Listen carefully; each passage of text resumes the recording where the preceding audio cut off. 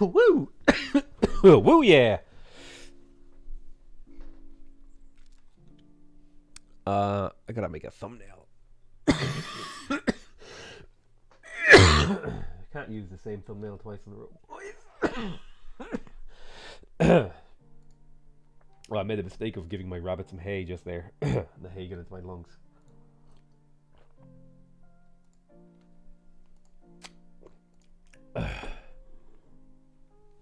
Goes off mute to cough. I went off mute to talk, and as I opened my mouth, I coughed.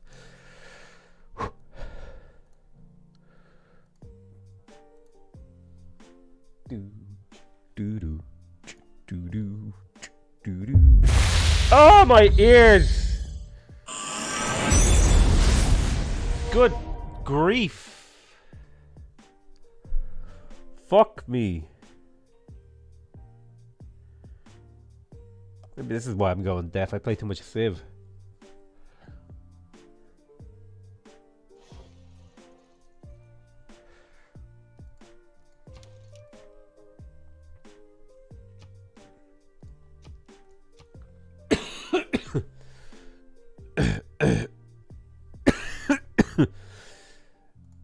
No.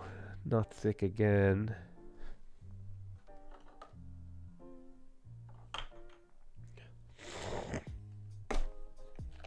Oh, those are rabbit treats, not my vitamin C.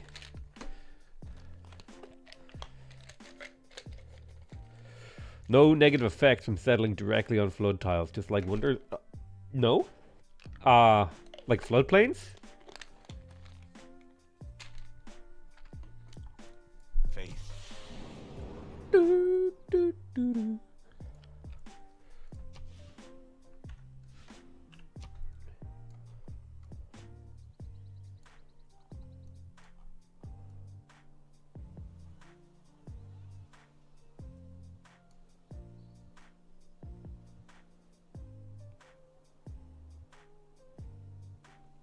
Here we go. I'll give you a little old sneak peek of what we got in store for today. There you go. No, my fucking screenshot key.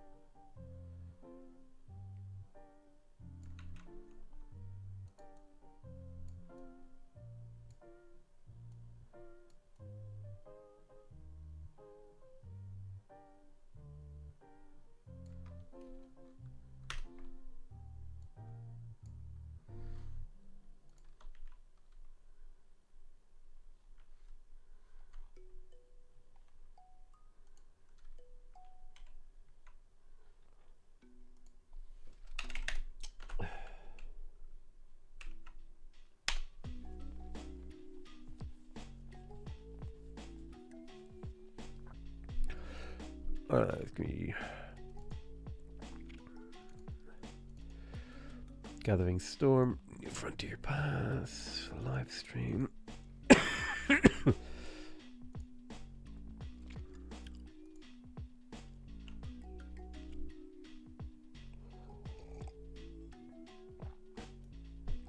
I'm asking if settling on the tile saves it without flood barriers. Okay. If you settle on a tile, and then eventually that floods due to world flooding, you won't be able to build anything inside the city center anymore. All the city center buildings will be broken and unrepairable.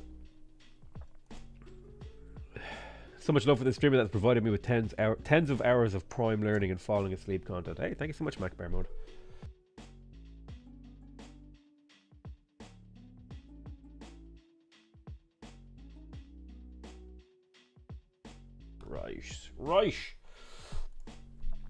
Right, lads. We're just about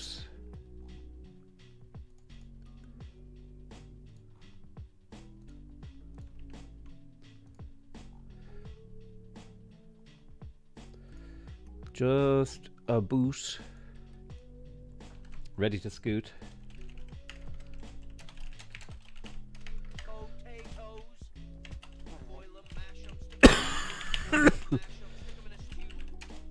Right, thank you so much, Andy Beak.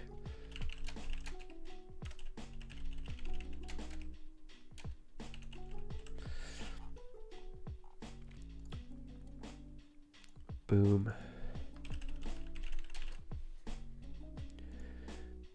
Public.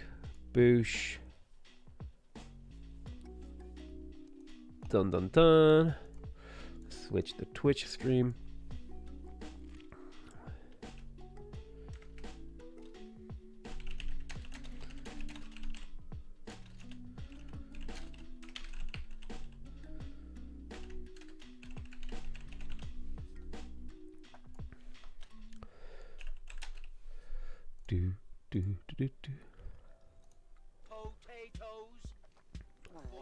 Mac Bear Mode, thank you so much for the Twitch Prime.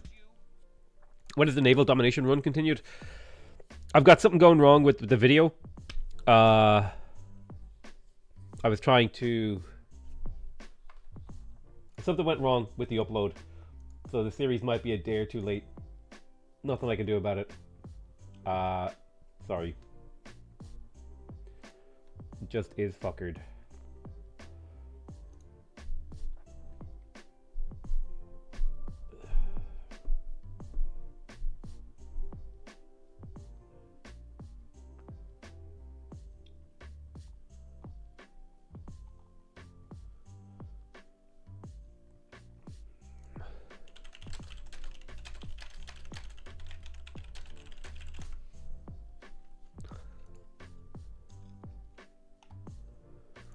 Music off. All cylinders are firing. Ladies and gentlemen, welcome to the Potato Stream program. Hey, thank you so much, Dr. Forky. Dr. Fork?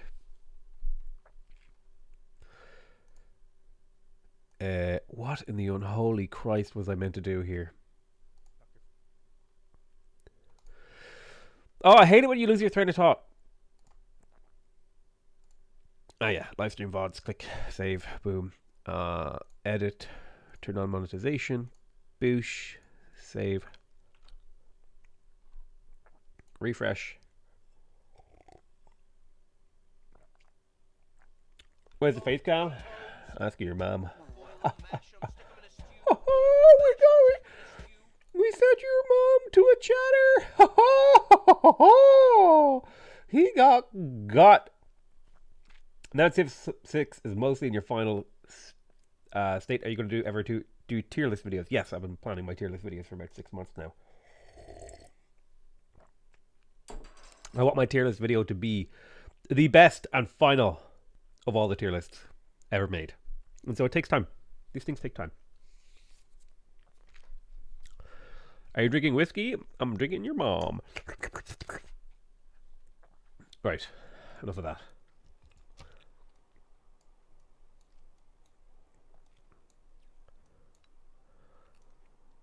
How's it going, boys and girls? At which tier do you put Twitch chat's mom? S+.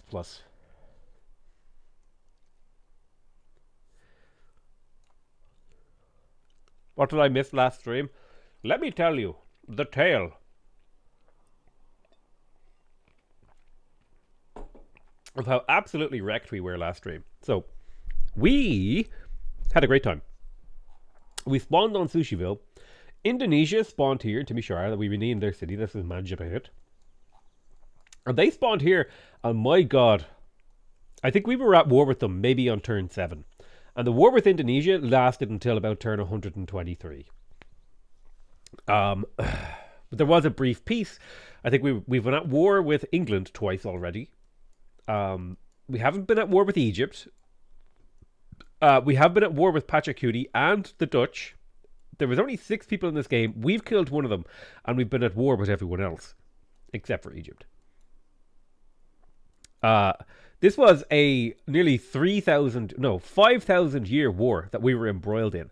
I have multiple archers with like 4 to 5 promotions, and I've lost some archers that had more promotions as well. I have lost maybe like 6 archers already, And they were all at 4 or 5, or maybe 3 to 4 levels of promotion. I know I lost an archer that had 2 shots, but I have 2 archers still. I built these in like the first maybe 30 turns of the game, and they have literally fought nearly every single turn of the game. Only recently have they had a chance for peace. Only now am I beginning to explore the waves, right? This has been an absolute travesty of a game. Things have gone horrendously wrong. +8 Harbour in Timisoara. If you can grow it, click. That actually might be the old sus here. And the reason it might be the sus... You sound sick? I feel a bit sick. It's allergies, though. I don't think I'm sick. I think it's allergies. My rabbit was kicking her hay up and around like a bitch. And I'm allergic to her hay. Alexi Salo, thank you so much for becoming a member of the channel. And a banana cop. No, let me blow my nose.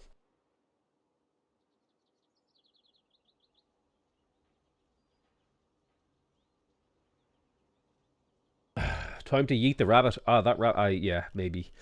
If it's affecting my work and my ability to sleep and my ability to live, I think I may have to get rid of her. Unfortunately, is Colosseum still available? I mean, it probably is.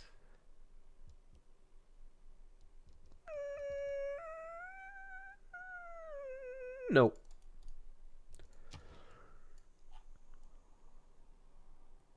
Was it more for this game, or did you get screwed by an aggressive AI? Unfortunately, the reality is that we spawned within 3 tiles, 1, 2, 3, of an AI, which means that we were going to go to war anyway. And so instead of waiting for the war to come to me when they were most prepared, I decided to start the war when I had the feeling that I would be able to micro my way around them. Or you could get medicine. I'm sorry. I don't know what medicine I get that stops me being allergic to rabbits. Okay? I don't know what you want me to do. What do you want me to do? You want me to just go to the pharmacy and ask them to invent a cure for allergies that doesn't exist, okay? You can suppress your response, but you can't cure it.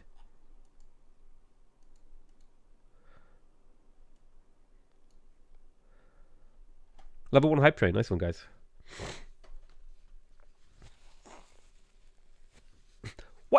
Why do you think I'm not already on an antihistamine?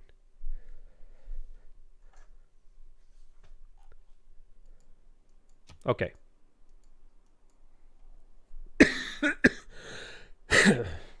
I know that streamers are idiots and can't take care of themselves. But really? Like, seriously, dude? That's a bit of a harsh reaction there? Okay. What? Do you think I'm not already on them? Okay. What do you want me to do?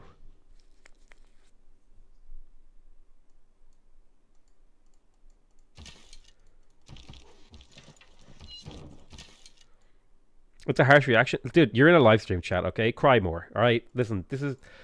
Occasionally, if you say things to me, I'm going to respond negatively to you. Alright? I'm here to entertain. If you can't handle it, get out of the fire, okay? If you say dumb shit, I'm going to make fun of you. Any idea what the next... It was meant to come out last night. The next Brazil video was meant to come out last night, but I'm having a problem with YouTube. I made a community post about it. I don't know why it's not working. The video is stuck on processing. I've deleted the video. I'm re-uploading it. However, I have to upload a different video tonight, so the next video for that will be tomorrow. Not to scream at me? Okay. That's... Have you watched a live stream before? That's what people do sometimes, okay? I don't hate you. I'm calling you out for saying something dumb. Relax. That's what we do here.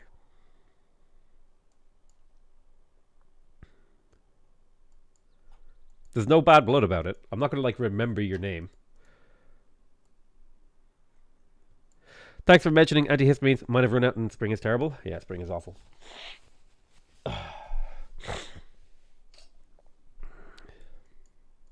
It's a bit, exactly.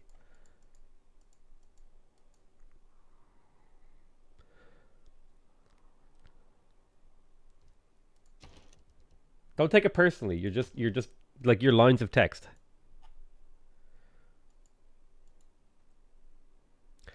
What do they say to Spark Potatoes Ira? I just joined. I'm not mad. I'm actually totally fine. Right. Oh, Mac Bear Mode. Thank you so much for the 5 gifted subs. I love you, buddy. You're not important enough for me to remember your name? No, it's actually just that there's too many names to remember. You're all individually important to me, and I love you all, including our Bacco, whose name I've already forget, like his name is scrolled past. I don't even remember what it was. I love him, but like you got to be able to get yelled at occasionally, right? That's part of the experience. If you can't handle it, like go watch someone else. I know I always thought this was a Christmas server. Holy heresy! I walk into so much. I'm a human being. Your lines of text, dude. I'm sorry. 90 turns of non-stop fighting, 10 turns of peace in the military about to destroy Potato from like 3 saves. Yep, that's pretty much it. Pretty much good summary of the game. Okay, boys. Let me get my inhaler. Oh, fuck. I'll be right back. Thank you so much for the gifted subs.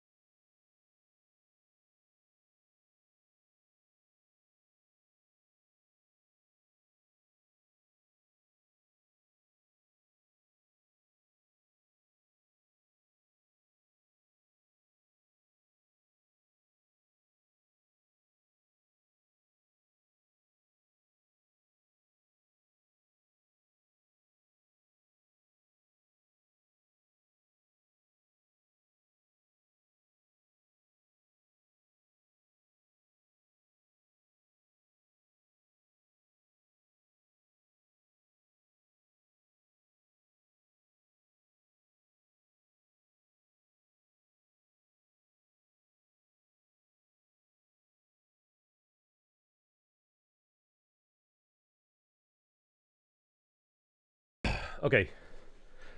I found my inhaler. I took a blast of it. And we're good.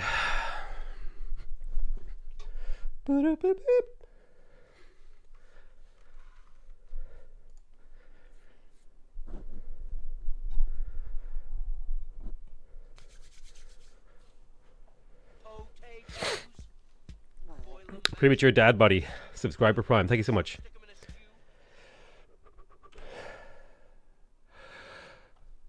Hey, Spuddies! PotatoMcWhiskey here, and welcome back to the Japanese game. This is Battle Royale Island. We have been embroiled in war since God remembers. Who knows how many years ago it was that we started war. But we have finally found peace. And not only have we found peace, we have found a small measure of prosperity, because we are now only half as much science as the AI. Half is significantly better. Half is significantly better than 1/10, which is what it was a while back.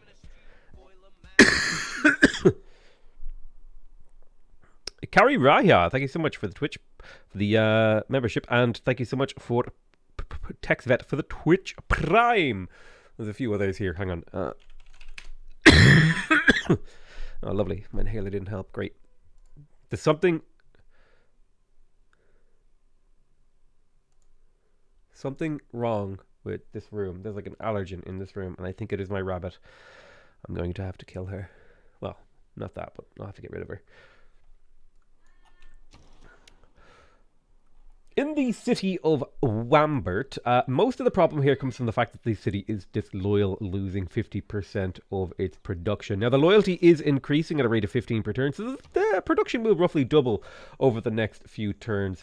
And I do think that this city has a campus and a holy site, which is not too bad. I'll go for the granary and the monument in order to try to grow this city and grow its borders. Although the borders don't really need much growth, a monument and granary are pretty baseline. It will also eventually need a builder. I'll probably get a builder out of Yaskilya. I'll probably purchase a builder out of there, send it over here, improve these tiles. It doesn't have a huge amount of tiles, but the tiles that it does have are worth improving in my opinion. Do I get any jumping jacks today? No, Liam Nazar. Stop asking. No one asked for you to ask. Now stop.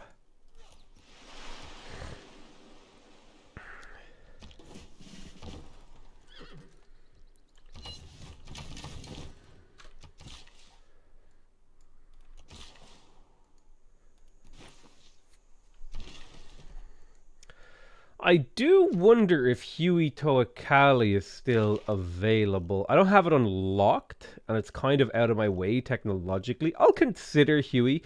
It would help out significantly, because I do have a lot of lake tiles in my empire.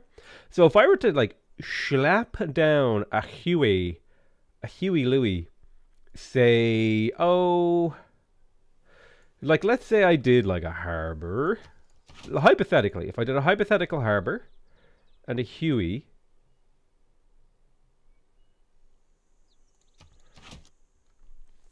I would have much better lake tiles across my entire empire. So I may consider going for the Huey after I have cartography.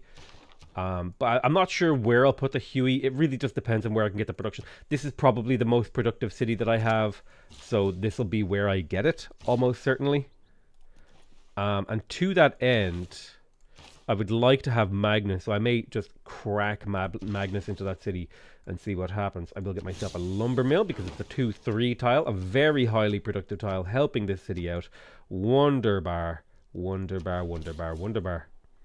Now, I could settle here 1, 2, 3, 1, 2, 3, but there's only really 3 unique tiles here. So one of the things you have to consider when you're settling a city, thank you so much, Slabby J, for the Twitch Prime. One of the things you have to consider when you're settling a city in Civ 6 isn't just the fact that you're getting another city, it's the idea of how many tiles are you getting with this city and what is the quality level of these tiles. Now, if I didn't know that there was a new world all the way over here ready and waiting for me to put a settler on it, I would maybe consider settling on the stone, and then I could get another copy of all of my districts. But here's the thing, this is not a very good city over here. There's no real justification for settling anything in this area, because 1, 2, 3, all of these tiles are already going to be inside my empire and worked. All of these tiles are going to be inside my empire and worked. So the only tiles I'm really picking up by settling here is a city center tile, a wheat tile, and a tundra tile. These tiles are not worth using this settler on due to the fact that I know there's an empty continent in the fog of war somewhere. So for that reason alone, I'm not going to do that.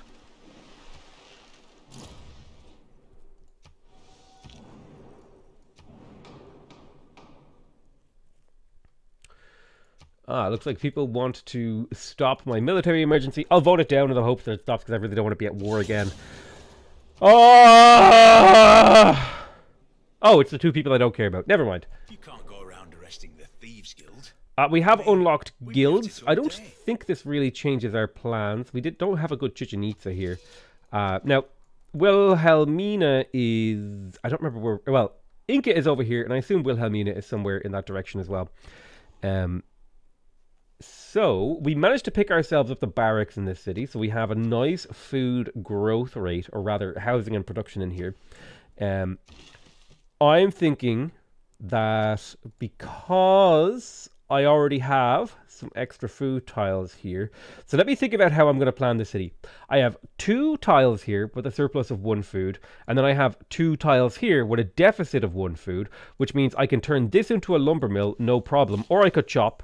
I don't think I can get adjacency from this Huey. I could theoretically get adjacency from this Huey, putting it here on this theater square, but I don't think that's worth it, so I'll just put the Huey here for maximum amenity adjacency. So because for every tile that makes 3 food, you can work 1 tile that makes 1 food. For every tile that makes 4 food, you can work 1 tile that makes 0 food. So both of these tiles feed these 2 tiles, because you always want to make at least a minimum of 2 food per tile. Ideally more, ideally a lot more. In fact, so much more ideally that I may actually swap this farm triangle over here in order to give 1,000 science deficit a food surplus, and then when this city has its harbor, it'll be able to work these coastal tiles to keep growing, because it has a strong growth tile here, and as long as I'm working a reasonable amount of extra food, the city will grow at a reasonable rate. Besides, it's already at its housing limit, regardless of having that farm. So I'm going to give this farm to 100 science deficit to allow the city to grow much faster. And that also, by having 3 tiles that are making bonus 1 food, I justify harvesting this deer and putting another lumber mill here, which will give this city a very, very powerful production line. It'll be up somewhere in the region of 20 production, and I get a production chop out of it. Now, if I'm considering what my next moves are, I could get the Statue of Zeus, but that would erase some pretty good tiles here. I could go for the university, which is worth +4 science. I do think, however, that I'm going to be going for cartography, and the second that I get cartography, I'm going to want to basically embark settlers out. So this is not a bad candidate if I were to do that. I could go for the university, and that would help, or I could just go for a settler here and have a settler ready and waiting to go embark. I think that would be a pretty neat and reasonable thing to do. This city has absolute dog doo-doo for production. It's going to need a trade route to help it out.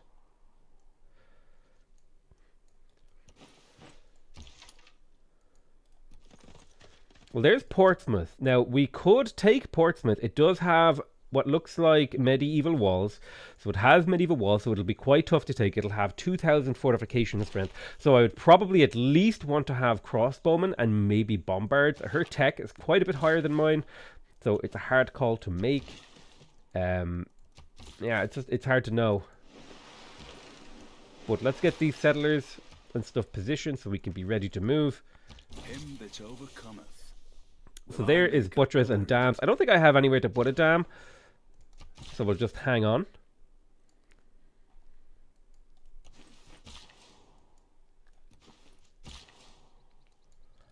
I will go ahead and repair this copper. Boom. It's a 3 production, 2 gold tile. It's a 3 food tile. It's a 2 food tile. So the city is going to struggle for food, is one of its big problems. It'll have reasonable production. Yeah, it'll have reasonable production and maybe reasonable food once I have the pastures upgraded. I think pastures get extra food at feudalism or stirrups.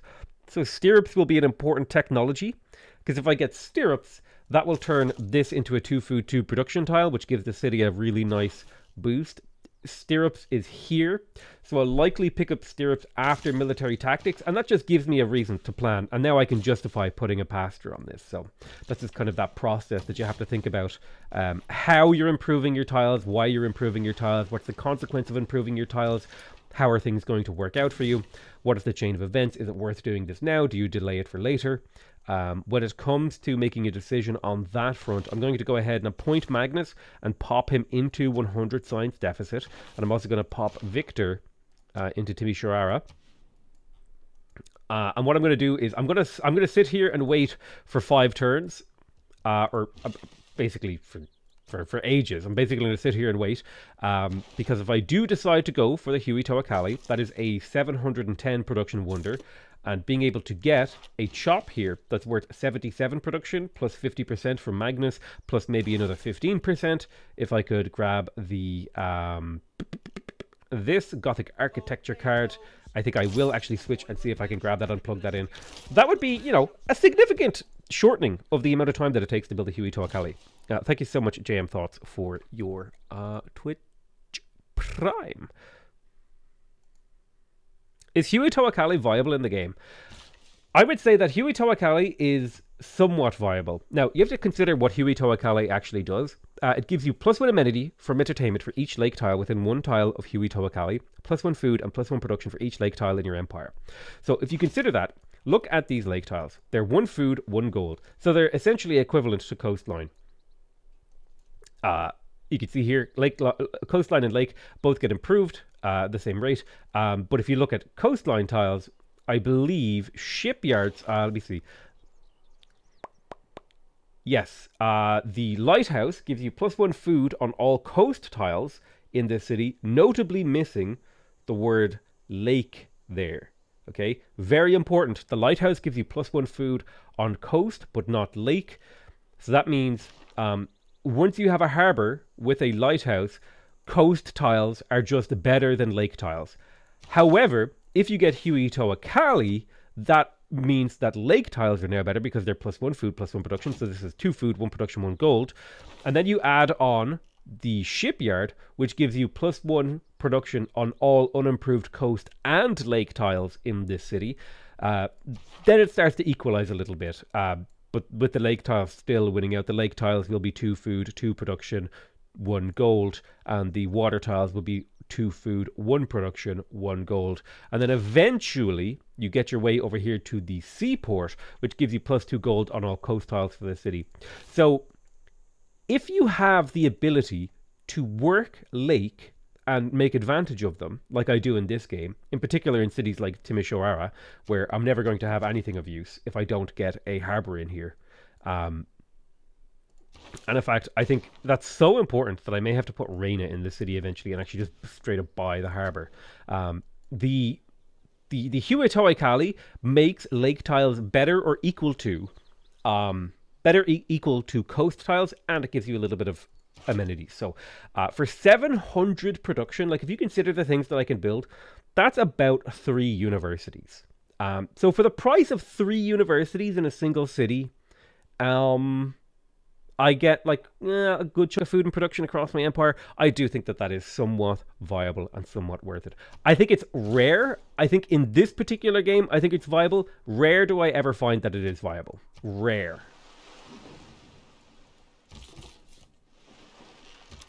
Oh, that's not good.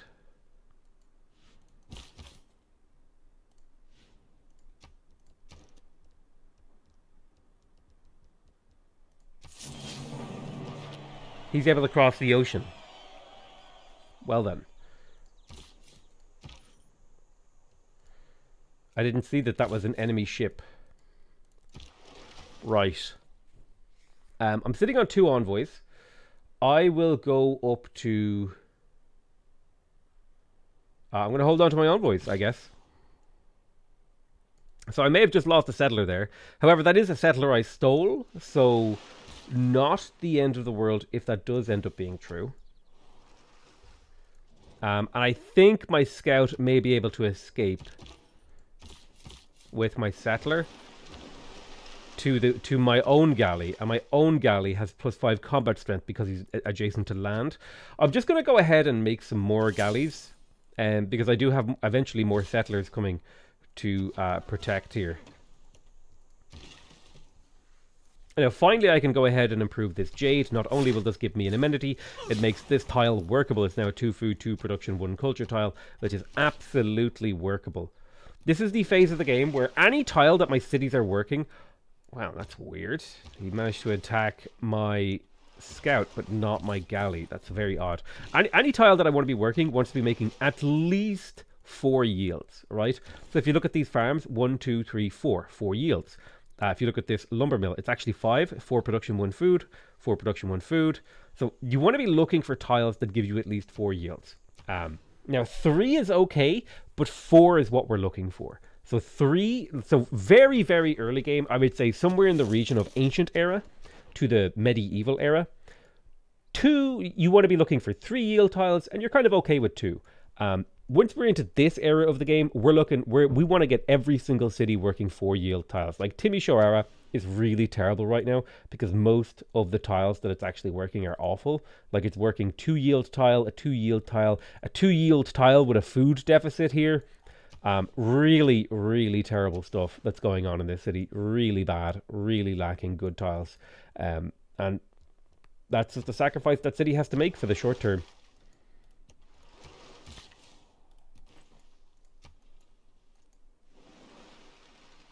How much gold does a tile have to be considered 1 yield? I would just say that gold is like worse than most other yields. When I say yields, I'm talking about food and production. I don't even consider culture and gold. Like it just is irrelevant. I'm only looking at the food and production. Gold, culture, not even a consideration. Almost never. There are situations where I might consider them. But basically never am I considering the gold yield of a tile. So if I'm thinking about my capital city, what I definitely need is a builder to improve this and this because I want farms here. I could definitely use the lighthouse for the food and the growth. I could definitely use a settler. Have you planned for the mausoleum? Theoretically, I could get the mausoleum in 25 turns and get another +2 adjacency on this theater square. It's like a possible thing to do. Mausoleum is just like the go-to wonder here. Like every single game do I go for the mausoleum. To a point where it's kind of almost like a joke. Like it's a meme, you know? And you know what? I'm going to lean into the meme. I'm really going to struggle to grow this city if I don't go for the harbor here next, even though I really want to be going for the industrial zone. I think the harbor is necessary for me to go for next. I will finish the arena.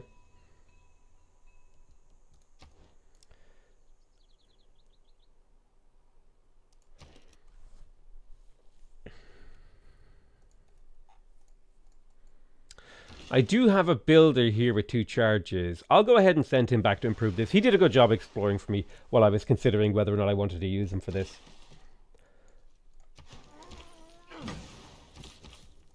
So it looks like my enemies have ran off, which is good. I'm making good money. Nobody wants to buy my luxuries though, which is kind of unfortunate. Because I do have stuff to sell. I conclude then Right, there's Divine Right.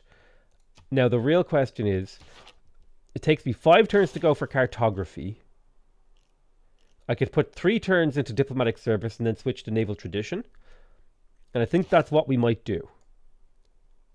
The really nice thing about cartography as well is it gives you +2 gold on your fishing tiles. So my fishing tiles will get quite a bit better over the next few turns. I got my campus in Okayama. This city is going to struggle to grow without a harbor. It's already at its growth limit. Long term, the harbor will also it'll give it a ton of food, a ton of housing, a ton of gold. So a harbor is just a really good building to build when you're in a coastal empire. It just always is a good building. Now the question is, do I go for the harbor or do I go for the library? The library helps me catch my way into the game. I should at least be getting my libraries in my campuses. Anything beyond that, I think we could have a debate about. But I definitely want to place my harbor and I'll also place my campus. How important is it that I get this campus over this harbor? And I think the campus is perhaps more important than the harbor because I'm still behind in science and I need to catch up, even though that's going to take 25 turns. I should also now consider switching around my government. I don't need aesthetics anymore. I really would like to keep it plugged in because it is a nice little chunk of production, or of culture rather. I definitely need Gothic architecture in the next few turns because I'm going to be going for things. What I would really like is serfdom to improve my builder charges. But I'm going to plug in Gothic architecture because I'm actually building wonders as we speak. And then I may switch out natural philosophy and urban planning for serfdom and for colonization here soon. My empire is going to be stretched a little bit thin. It's trying to do an awful lot at once. But I'm slowly increasing the quality of my land, which is going to pay dividends. Like Eleanor you know, people are still climbing ahead of me faster than I can catch up, but that's okay. Now, here's the thing. Harbor would be super powerful, but another thing that I can do that's super powerful is actually just build settlers. Like, just build an insane amount of settlers and settle this new island.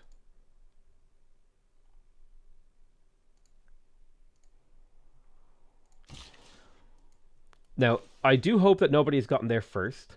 I have a quarry chop here. I could use the quarry chop to get a university faster, and I will do that because this is the city I'm going to go for a university. Thank you so much, Sanguine Ember, for the Twitch Prime. Twitch Primers, you occupy my whole heart. I love you all. So Wambert's tile quality now is way higher, if you could see here. It only has 3 population, but it's working at least 2 food in each of these tiles. It'll soon be able to work this sheep. And when the sheep gets upgraded, we can then work the crabs, and then we can work the gold. So quite good quality mixture of gold production and food here. I'm quite happy about that. Usually that's what I'm looking for in that order. I'm looking for in the order of I'm looking for 2 food, then as much like then maybe 1 to 2 production. If I can't get 1 to 2 production, then maybe I'll go like 3 food, 1 production, and then if I can get a little bit of gold on top of that, then I'm happy. That's kind of the setup that I go for. So I cracked out a settler in 100 science deficit. We're okay to stay the course. I could crack out another settler. It's an option.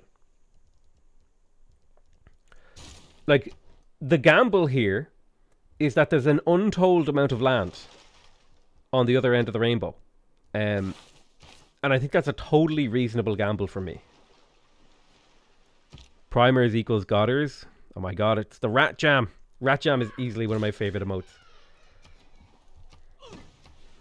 So I'm going to put a farm here, not because it's particularly useful, but because it gives me half a housing in this city, and it'll provide me with a neutral food tile, a 2 food, 1 production tile, which is basically like I'm getting 1 production from this citizen.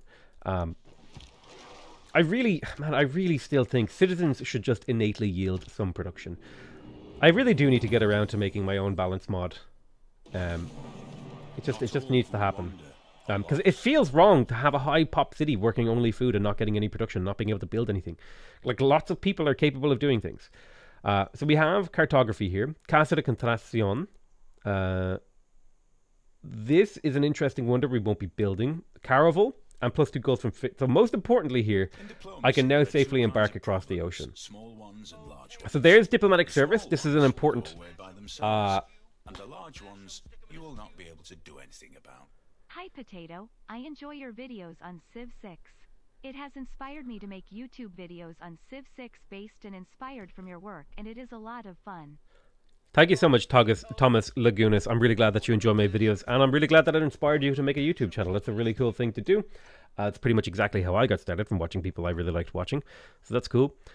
We have Fourth Path with a Twitch Prime, and Danny DeVito Official Vivo with a Twitch Prime. If Danny DeVito actually watches my videos, that is gas, but I somehow doubt that is the official Danny DeVito Official Vivo.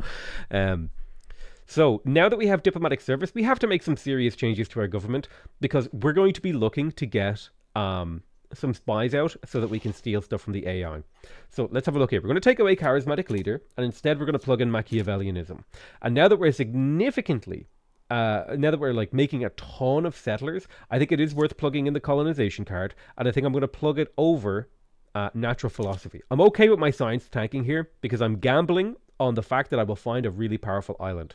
I'm also going to be plugging in the serfdom card in the near future. The question is urban planning better than natural philosophy? And I think it is temporarily, because I have way more science than I have production right now. So I'm okay losing my science here, because I'll be able to get it back in the near future.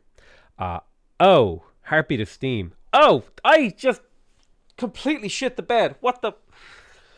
No! What have I done?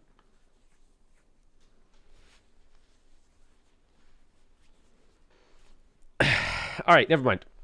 We're going to plug in Heartbeat of Steam, because it gives me extra production towards wonders. Although not the wonders that I need. But more importantly, it gives me campus district science adjacency provide production. I don't care about reform the coinage. I only have one trade route. I do actually kind of care about Hicks on Dracones because I could it would make settling the other continent easier, and I would get more population in those cities. However, this is just better. This is just like, because like look, I have 6 adjacency in my capital. I double that goes to 12. That's 12 production. That's 8 production, 8 production, 4 production, 6 production, 4 production. It's so much production in my empire. I'm sorry. What does this give me?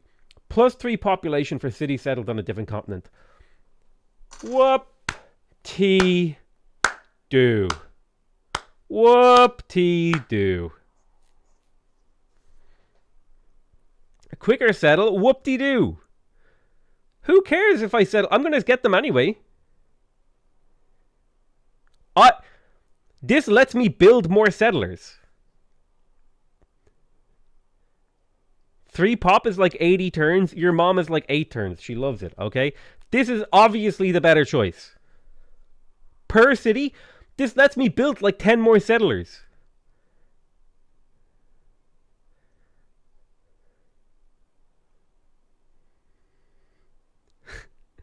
There's no way. There's no way this is better. The movement? I'm gonna get there anyway.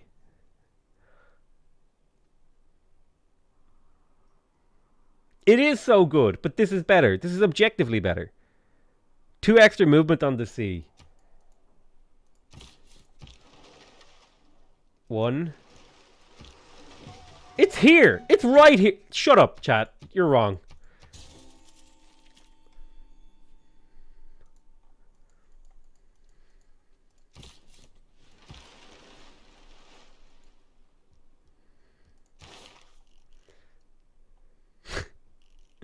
Alright, I gotta research naval tradition so I can change my government quickly.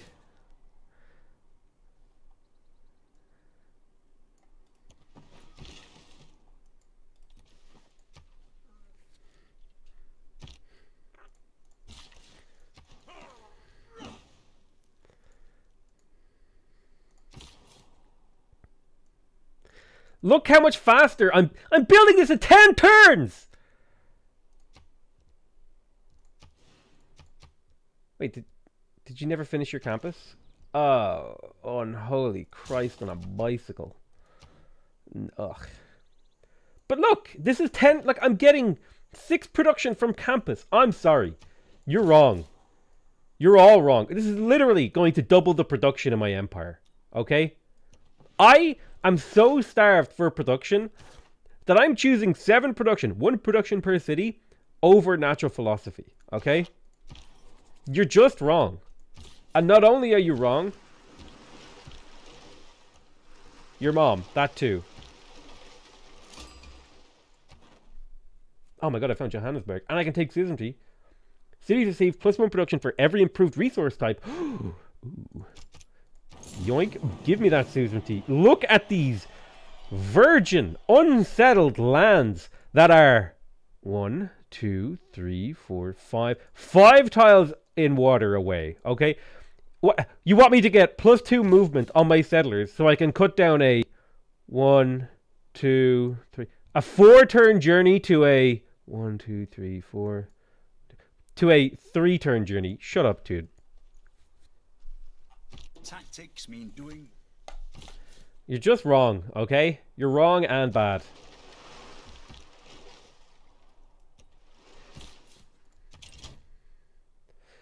Now I get to do the fun thing, whereas I plan on my cities. Look how long it takes to get the 3 pop on the new cities. Dude, I'm going to be getting 5 charge builders in every single one of these cities. I can do whatever I want in the new world.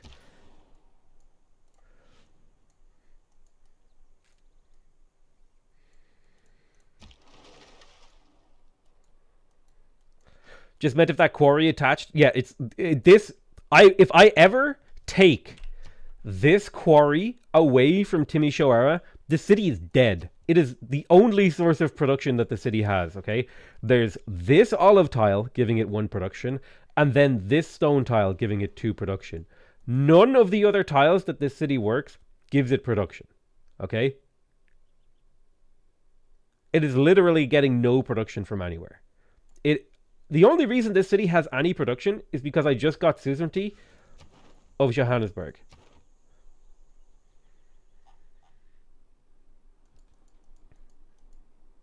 Oh man, there's a Pantanal. We're preserving Pantanal 100%. We're preserving it. I'm sorry. It has to happen. How long is the current age? 38 to 58 turns.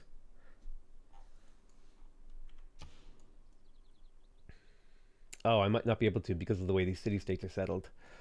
But, like, look.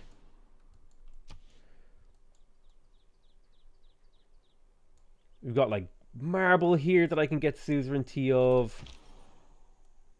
Where do I settle here? I don't want to settle on the marble. Well...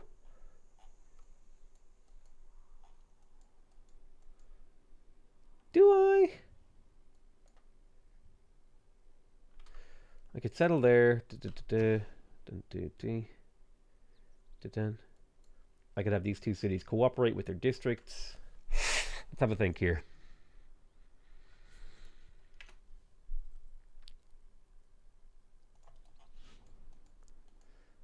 Get fisheries in Timisoara. Oh, that's actually genius. Oh, that actually is a good idea. Good call. It's a good way for me to get the production in that city. Yeah. Timisoara. I never think of using that ability. Ever. Because I always think of it as just like a huge waste of builder charges. But this is maybe the one situation where fisheries are actually like going to save my bacon. Yeah, good call. Good call. I think I need more information before I commit to a settling pattern. A good navy is not a provocation. Alright, so there's naval tradition. We're going to go ahead and take out Gothic architecture because it has nothing on natural philosophy. We're going to keep urban planning, colonization, and natural philosophy.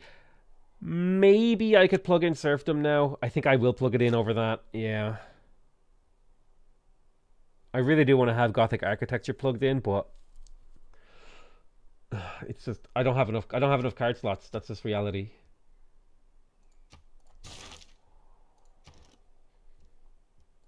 Huey Toakali is a 30-turn build in here. Okay, we'll get it after the settler.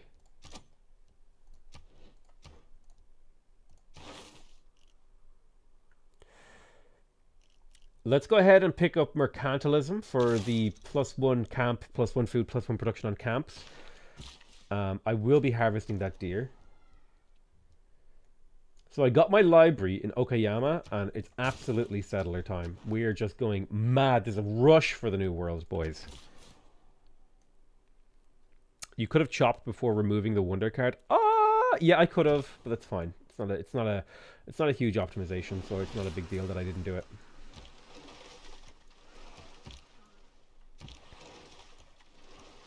Oh, more marble. Oh, Larazia will be mine. I think I'm going to try to settle efficiently, and by that I mean as few cities as possible. Oh, a free builder too. That's incredible. I can send that right to Timisoara. You're my settler escorter.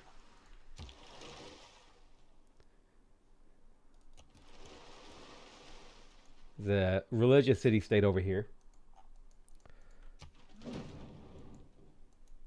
Few inventions have been... How much is Machiavellianism helping you here? I mean, how much is other things helping me here? This gives me the option to go into spies if I choose. Not Especially the with my high production. Steam, the right choice. But are there core parts of Civ 6 you'd like to see removed in a Civ 7? It'll be tough to lose core parts going back to a base game. Are there core parts of Civ 6 you'd like to see removed in Civ 7? I would say that you just gut it. Just get rid of it all. Go back to 0. Keep the stuff that's really cool. Like, I think the really, really cool stuff is pretty obvious to me. The baseline mechanics are really, really cool. I like the district system is kind of cool. Maybe you could gut that though and go for a different approach. I don't know. I feel like you just completely rip it out and start from the beginning. That's what I would do with a Civ 7.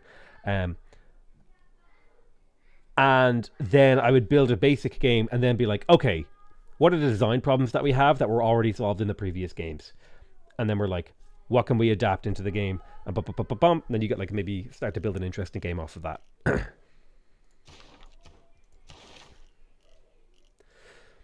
I'm going to go ahead and pick up mass production because this is going to be a great way for me to improve the production in my cities, because it gives +1 food as a baseline, which is pretty valuable, but it also gives you bonus production equal to the adjacency bonus of the harbour district, and +1 production on all unimproved tiles, which is a really, really important upgrade.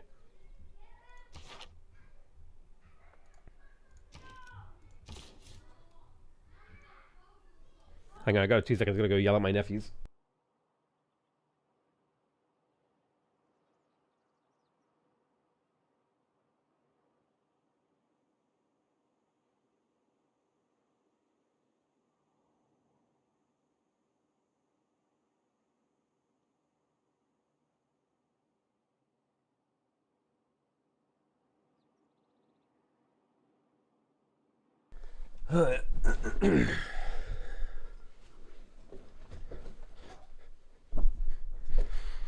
What I would really like to see, for not Civ 7, but usually they do a game in between like Civ games. I would like to see them do a completely economic game. So like, there's no war. It's like a completely economic, you build buildings, you build cities, and you outcompete, and maybe there's like a little bit of conflict, but it's like very much so not war. I think that would be like, imagine like Civ 6 or Civilization, I don't know, corporations or something, you know what I mean? A competitive tycoon, a 4X game. I think that would be sick as hell.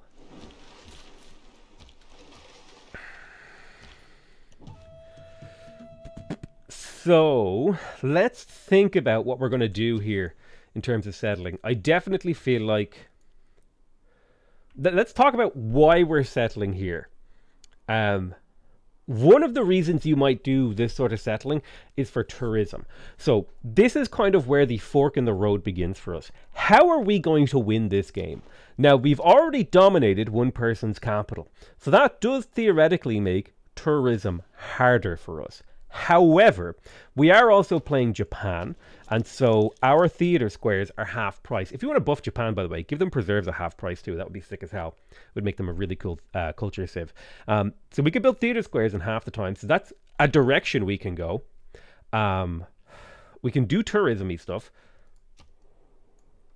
And fresh, newly settled lands are really easy to do tourism-y stuff because you can plan out all your tourism placement before you actually like get down to business. Does Japan need a buff? I would say, need a buff? You can just buff things sometimes. You can just choose it.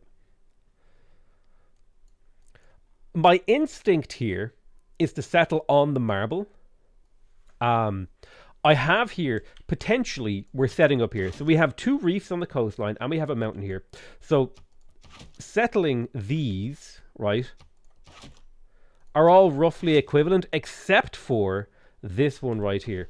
Now the problem with settling the marble is that I can't settle another city here to make use of this reef. So if I'm doing this, I don't get to play into the urbanization of Japan very much. Whereas if I move this settlement down 1 tile, I can settle here. And I could theoretically go for some sort of, thing, and I could put districts in between and do a lot of cooperation and get a lot of high adjacency. Alternatively, I could do seaside resorts if I wanted to go for some kind of tourism. Where the hell is the seaside resort button? Why is it so difficult to find? Am I actually just blind? Why can I never find it? Fishery.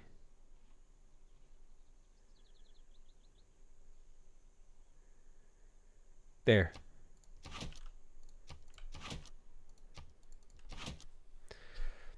So we could seaside resort this and not play into our adjacency at all as Japan.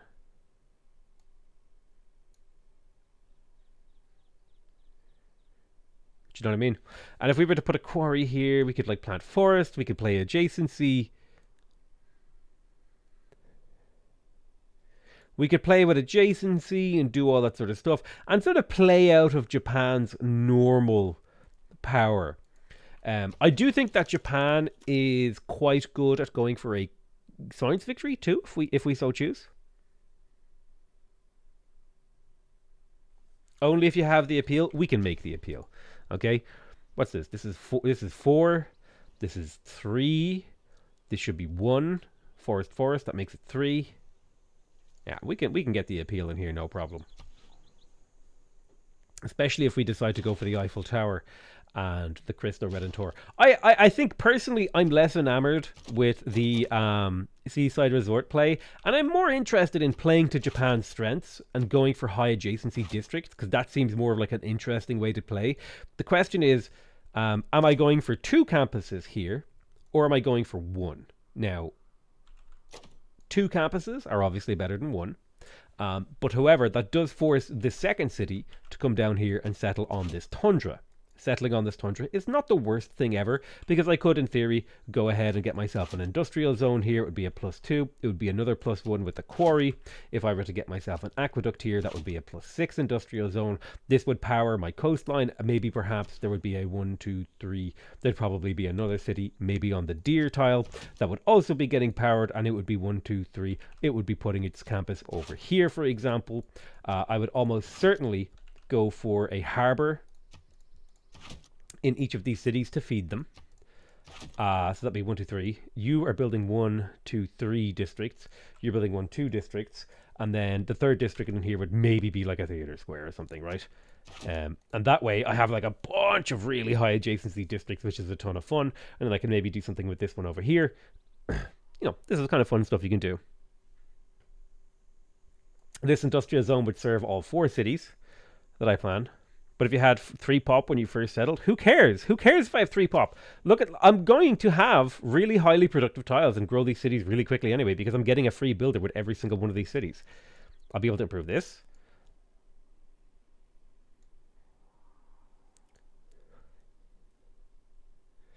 Now, the other thing that we could do is we could, we already have theoretically enough science between all these old cities, and we could dedicate the new world towards generating as much tourism as possible, which would mean that this city, 1, 2, 3, could perhaps settle a little bit closer, and we could play even harder into Japan's strength, but in a different direction, right?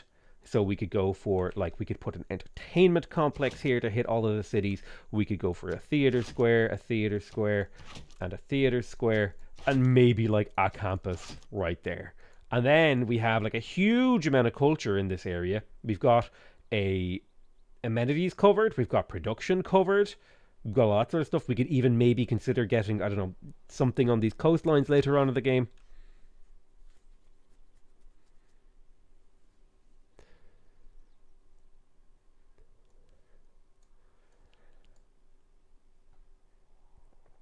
Then the other option we have is to completely just carpet the new world in preserves, national parks, and holy sites, and just turn it into like a religious, cultural, experience.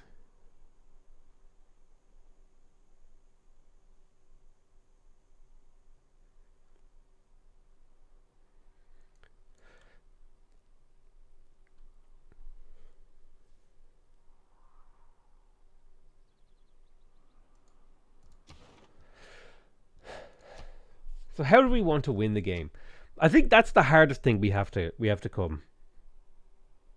The hardest thing we have to...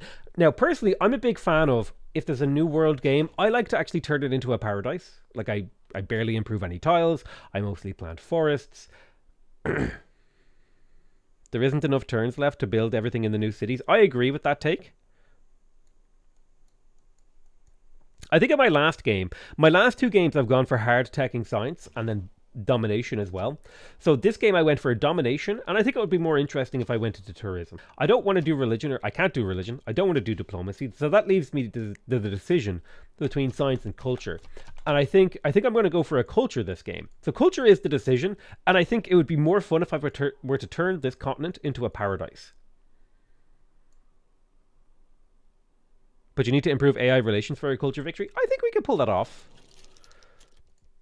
Their grievances are, the grievances with the AI are going away. There's not long left before people don't have a reason to denounce me. The only reason she's denouncing me is because everyone hates me.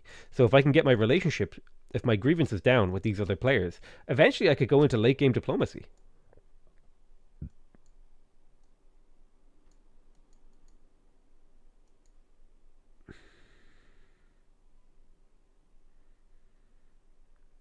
The other thing pushing me in the direction of potentially going for a cultural play is that we are playing with monopolies and corporations, and so we are going to be getting a slight boost to our tourism from being able to potentially get a monopoly on things like marble. So I think tourism is the way to play, and if we're going to go tourism, then we're going to go big, and we're not going to go home.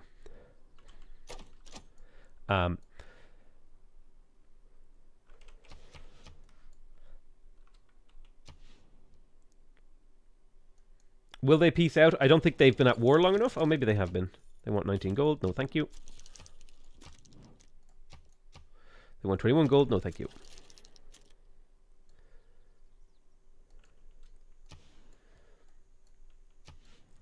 So personally, So now I have to think about, how do I plan this? So let's look at the appeal as it currently stands.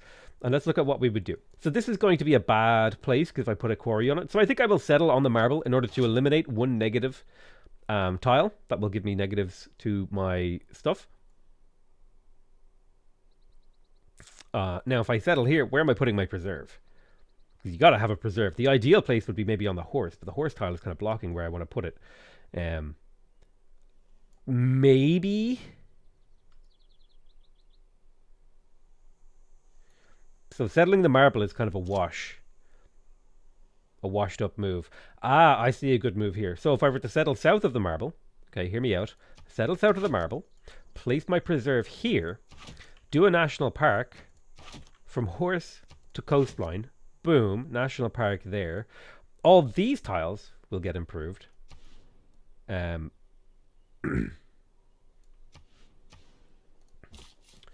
I could settle there. No, that won't work. 1, 2, 3. Damn. Then if I were to settle there. No, it's too awkward. What if I settled here instead? Oh, that has potential, maybe. Doodle-doo. Doodle-doo. I'd have to buy out this tile. Nah, it doesn't work. It doesn't work. So I think we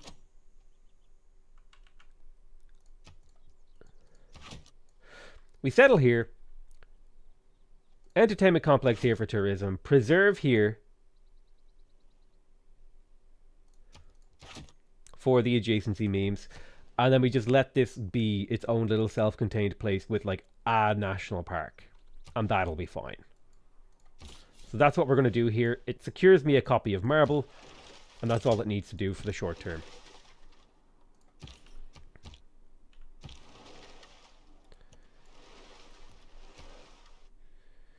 The real question is, do I need to settle coastally? What if I were to move in a tile?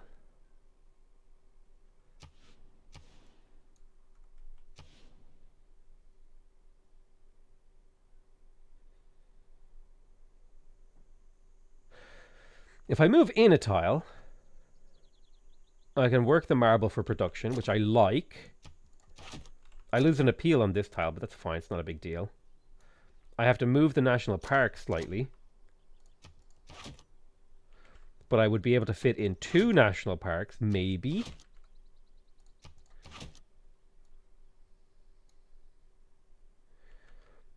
Yeah, I could fit 2 national parks in this city, which is a ton of tourism.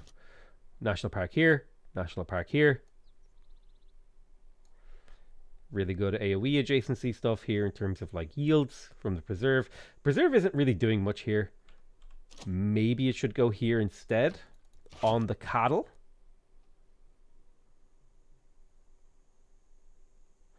Preserve on the cattle feels a little bit nicer to me. Kind of a pointless mountain, but I use both mountains in a national park, which is kind of okay.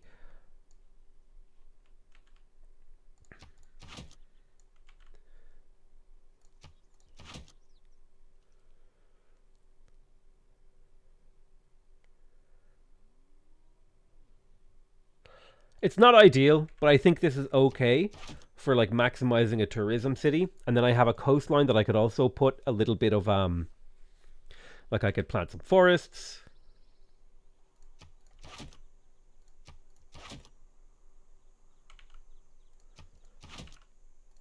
Maybe get a couple of seaside resorts. Maybe one of the city-states here will offer me a way to get more tourism from a builder charge here in the mid to late game. Like Moai here could be huge. I think getting suzerainty of Rapa Nui is going to be a late game goal of mine, so I can use the Moai to generate tourism. So yeah, I think that's the plan. I know we spent a long time there just discussing our plans, but it was absolutely worth it because it really gave me a solid idea of what I want to do in the late game here.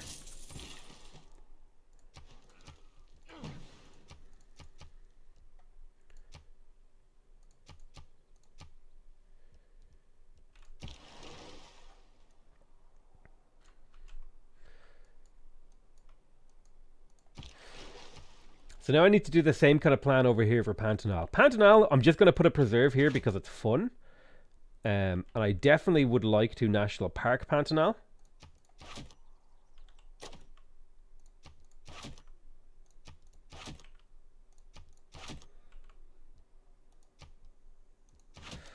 So that would have to be like this.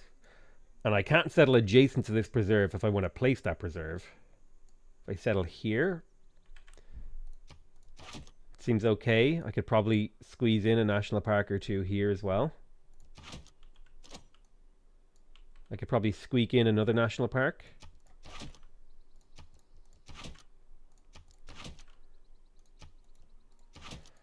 National park. 1, 2, 3. This would have to occupy a different city, but I can squeak. I want to be getting at least one national park per city, basically, is what I'm trying to say here.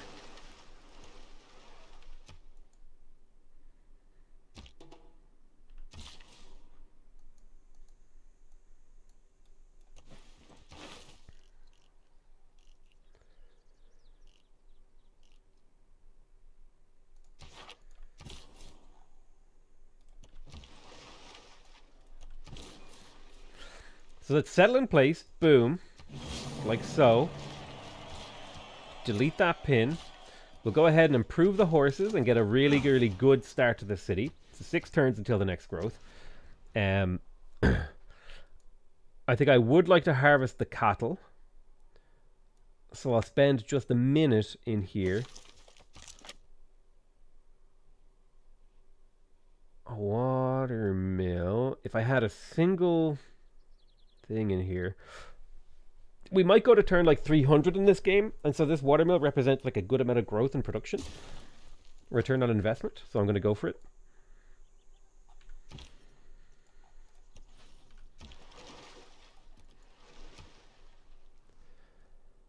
People can have the Model T in any color. All right, nice. We have access to the shipyard. Perfect. The AI are more advanced than you, but they haven't settled the New World. They will. The AI tends to just struggle to get there quickly. So you usually have a little bit of an opportunity to get there just slightly ahead of them. In terms of industrialization, this is something I would like to pick up, is my electronics factory. It's my unique infrastructure that also gives +4 culture to every city in the AoE of the normal factory 6 tiles AoE.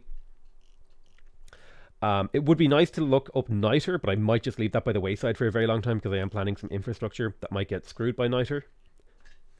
And I'd rather not have to take that into consideration right now.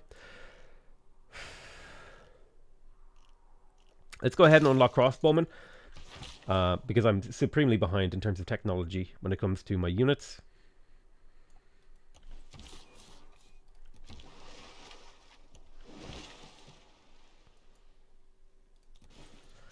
Make sure we buy that cattle tile.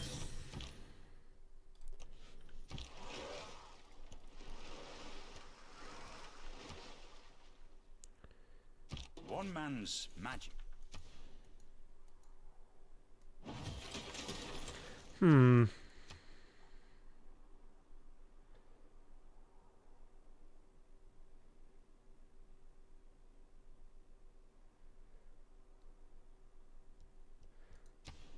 Someone just pointed out to me that somebody is very, very close to a religion victory, which is not good. It looks like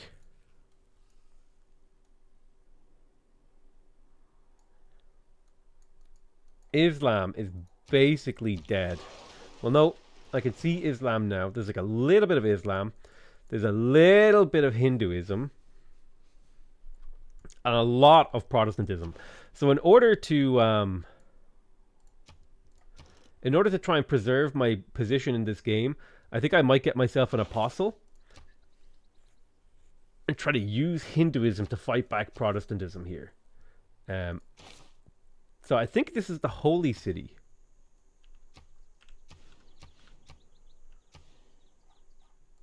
Of Hinduism, maybe.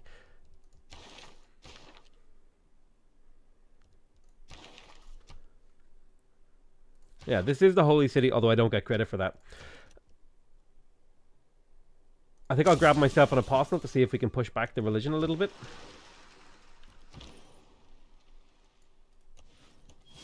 I got myself a free scout, that's perfect.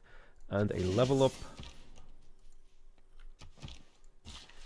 So now what I'm going to do is I'm going to harvest the cattle. Boom. That'll force the city to +1 population. Then the city will also grow again the next turn, so it'll be +3 population. And then, having started the city at 4 population wouldn't have mattered at all, because you just do 1 cattle harvest and it's back to where it would have been. I'm going to come in here. I'm going to place to preserve as a priority. And then we'll leave it at that. A vast tomb. Nice, we got the Mausoleum of Halicarnassus, +1 science, +1 faith, +1 culture on all coastal tiles. Very, very nice, as well as a little trickle of culture. Now, Kilwa, I assume, has already been built. Yeah, it's long gone. But more importantly now, if we look at my capital city, these coastal tiles are very, very workable. I will, however, prioritize these productive tiles until I have a shipyard in my capital. I could get the shipyard relatively quickly. The question is, are settlers better? I think the long-term play is to go for the lighthouse. The short-term play is to go for the settlers, and I'm all about that short-term. Short-term payoff is like a big deal. Let's pick up banking and square rigging so we can head towards industrialization. I know banking isn't necessary for that. Ah, there's Kilwa, okay. At least we know where Kilwa is, so we know who to kill in the late game.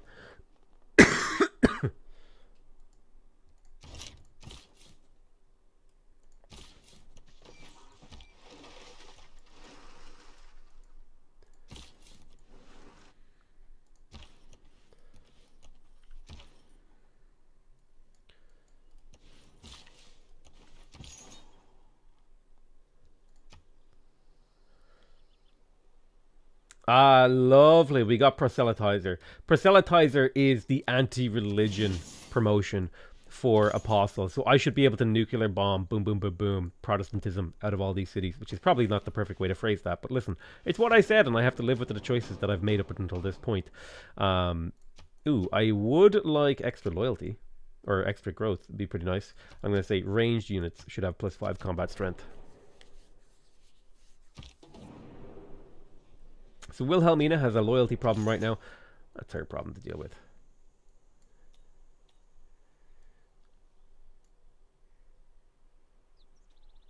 So I'm just going to keep this guy on standby for now, so I can maybe convert away. She is working on converting me to Protestantism, so it might be good for me to spend like 2 charges just getting rid of Protestantism.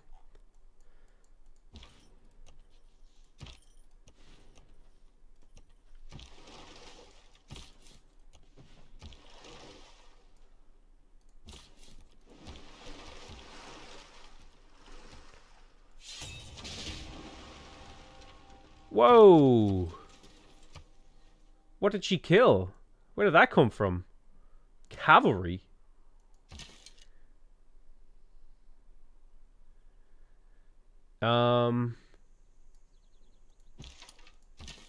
Alright.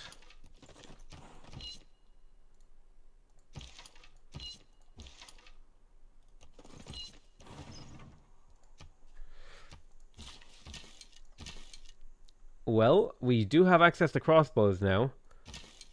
So I'll tell you what we'll do. We'll step you forward, upgrade you to a crossbowman, and immediately get to work on ancient walls here. We'll do the same here. Ancient walls. I need my... Where's my other samurai? You need to get into this city. So I'm glad I have walls and stuff. I'm wondering if she'll piece me out, actually. So she won't actually take peace, but that's okay. That's her prerogative. I can get a bit of damage on you. I can bring this double shot archer forward. I have a settler coming out of Jaskilda. Let's keep getting settlers. Well, 16 turns on a settler is a very long turn on a settler. But I think anything over 20 and I will stop building them in those cities. Because it takes too long. Let's convert the city. Boom, instantaneously convert it to Hinduism. We're slowly fighting back the menace.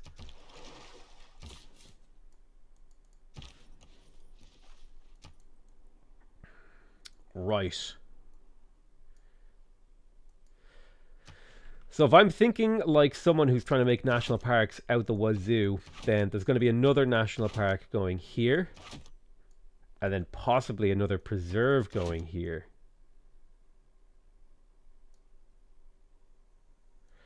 You have to consider these things very carefully in terms of the positioning.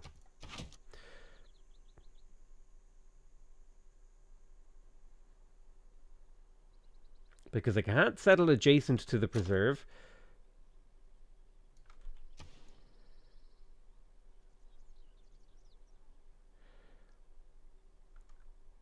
What if...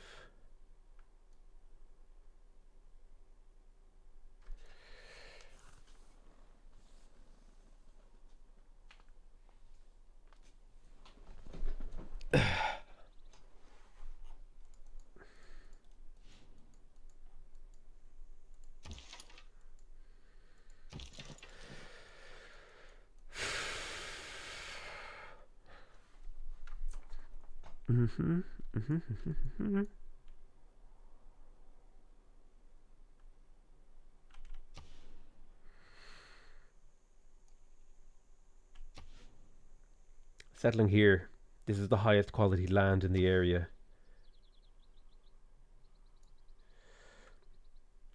And that would mean preserve here on this stone. The positioning of this, however, makes it very awkward because I can't settle on either of these tiles, and I need to settle on either of these tiles to be in range of this preserve. So that actually just doesn't work. Just as a matter of course, it doesn't work. So this would have to be moved.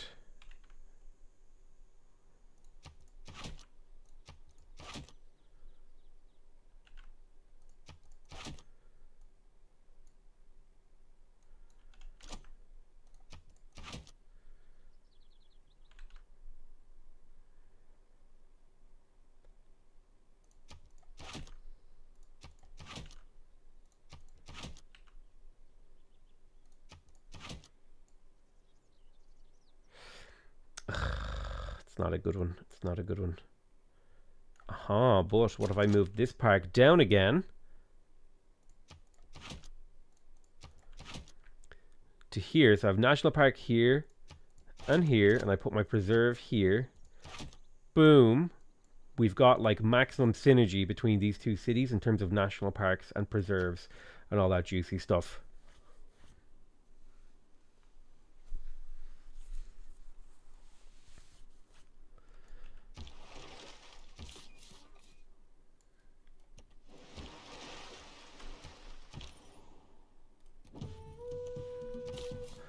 Oh god, there's so much land here. Potentially fur monopoly as well. Fur is here. Let's make sure we put markers on those so we mark them out as important. We want to keep an eye on these furs. Any luxuries inside these city-state borders? Because I might just go killing. I'm not going to lie.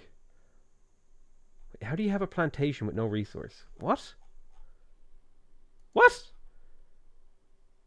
Oh, it's coffee. The symbol just isn't showing. Okay. Right. Well, we do have a coffee here.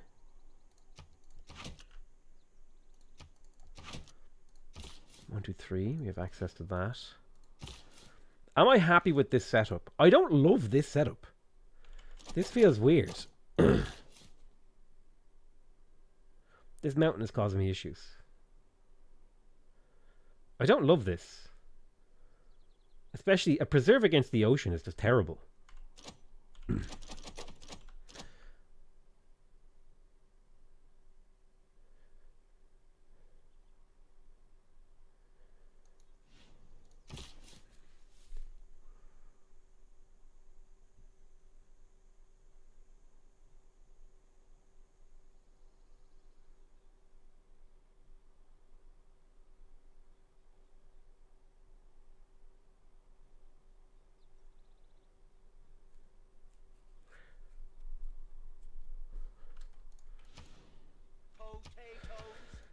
The peel here is incredible.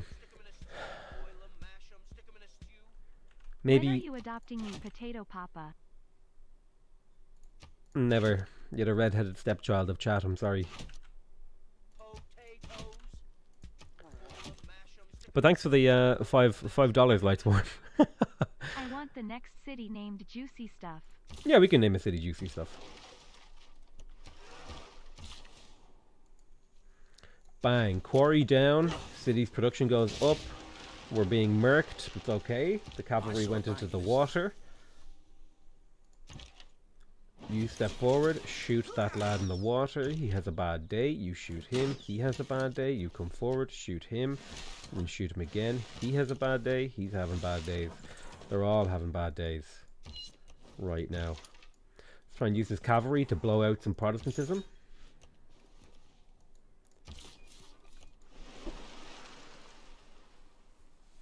So this is what I get for not teching better units fast enough. So now I have to go for now I have to pick up military engineering to get niter, to get musketmen. I'll grab castles for coursers and musketmen. Yeah, okay. Forcing my hand here in a way that I do not like. This settler's heading down to this city. I don't know if I'll do this, but...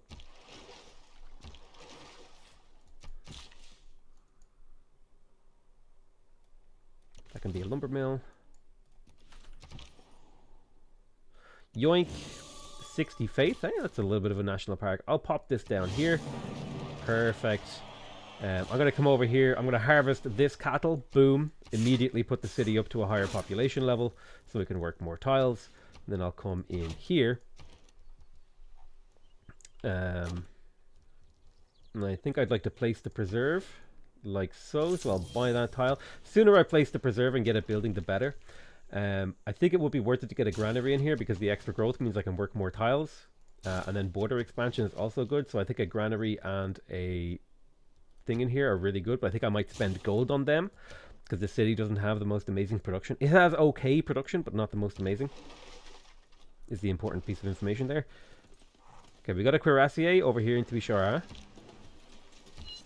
So this city now has 50 combat strength, which will mean it will stand slightly better.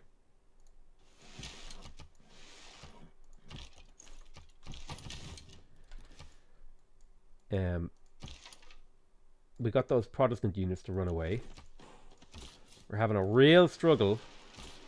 Military matters have just been the thing that held me back this entire game. Timisoara might be the city that we lose, but that's okay. Okayama, keep working on settlers for me. Thank you. Crank those bad boys out. Let's convert another city to Hinduism just to keep back the tide of Protestantism.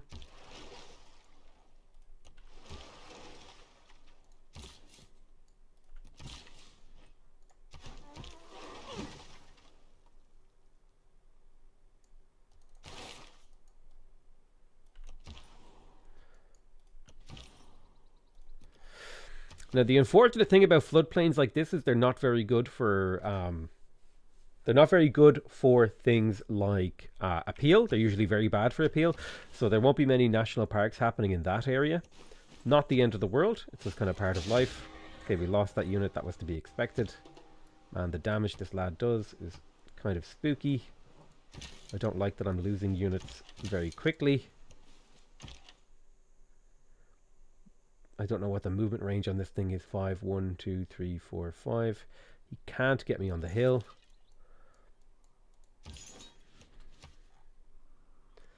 I need crossbowmen. Unfortunately, I'll need to build crossbowmen here to stop this rampage that he's on. He's killing my units left, right, and center. It's making me look weak to the AI. I don't care about losing some of those units, because like the horsemen weren't very highly promoted. But maybe next turn I'll have coursers, which might help a little bit. Why no shot from the encampment? I already shot with the encampment. I just did it so fast that you didn't see it because I'm a faster player than you.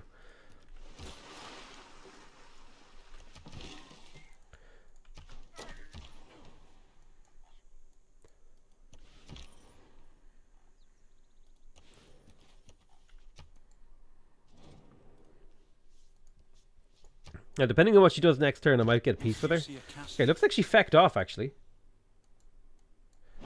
No, here she is. Right, step back there. Get in the city. Shoot. Now, this is the one unit that I have that has the double shot and massive combat strength. So there we go. We got the kill. I'm wondering if she'll piece me out. I'm not willing to spend money on a piece out. So I'm just going to condemn her heretics and continue to play my own game of sending settlers to the New World and planning cities out.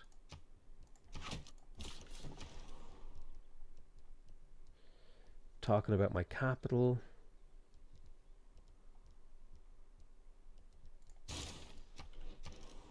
A whole new world. Now that we have the campus here with the extra production that's going to provide us, settler in 17 turns is pretty reasonable. We'll go for it.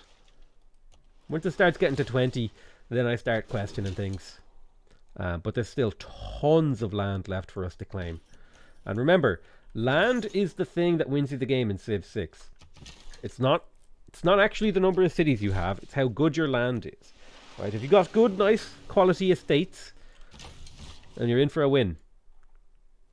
If you don't, well, you'll be crying yourself away to the losing screen. Oh, the Eye of Sahara, baby! Another natural wonder that we could put preserves on and make it look really cool. Petra City in the New World. That'd be very hard to pull off.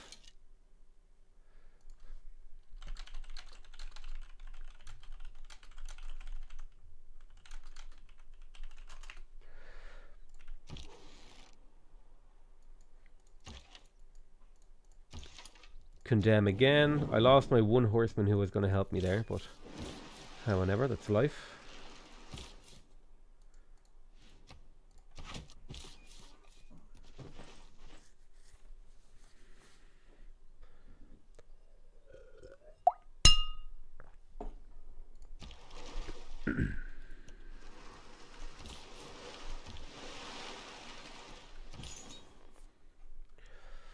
So I'm going to hold on to this apostle because it's my ace in the hole that'll protect me from potential damage. And I will grab myself a missionary or two to send to the New World in order to convert these to a different religion, so that I have a little bit of a resistance against Protestantism. Boom. +1 envoy. +1 envoy from a thing is actually quite powerful, especially because we were looking for suzerainty of Rapa Nui. Anyone else give me a tourism generation? Not really. Not really. So Rapa Nui is going to be the big thing for us here that we're going to like try to build a relationship with over the long period of time.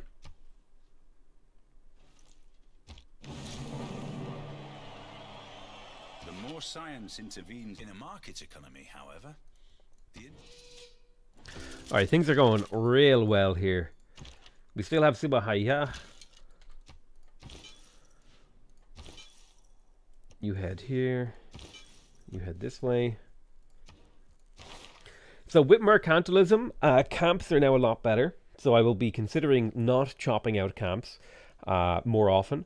Lumber mills can be built on rainforest, which is a significant increase. And the ability to see the amounts of resources in the world is quite useful. So if we come over here now to the global resource pool, we can see, in fact, that we have a 50% monopoly on silk. Really, a 50% monopoly. That's not good enough. Let's have a look. Where's all the silk?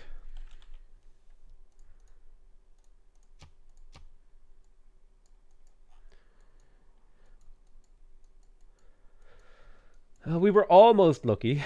Almost lucky. We have 1, 2, 3, 4 copies of silk, but we didn't get the 5 that we needed to trigger a monopoly bonus, which is unfortunate and kind of infuriating. I thought it was 50% should give me a monopoly. If I control half the world's supply of silk, I should have a monopoly.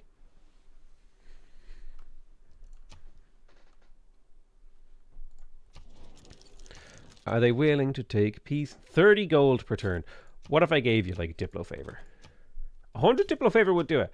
What about 30? So you'd probably take 90 Diplo favor. I don't care about Diplo favor. Take the peace and leave me alone. Right? I don't care about being at war with Inca, but I want her to feck off. I don't have any use for Diplo favor, so I'll just yeet it at her. I don't give a damn. I think our next big move is to head towards conservation here. So I'll quickly pick up civil engineering for the extra builder production and the governor title. I don't think I need the enlightenment for anything. More importantly, I want to get conservation because it'll allow me to receive tourism from walls as well as some other stuff. Now, we did go for Merchant Republic. It's a bit unfortunate. But once we have the New World settled, we can probably build our walls. So I think things are looking okay for me as it stands. I'm not in a big panic.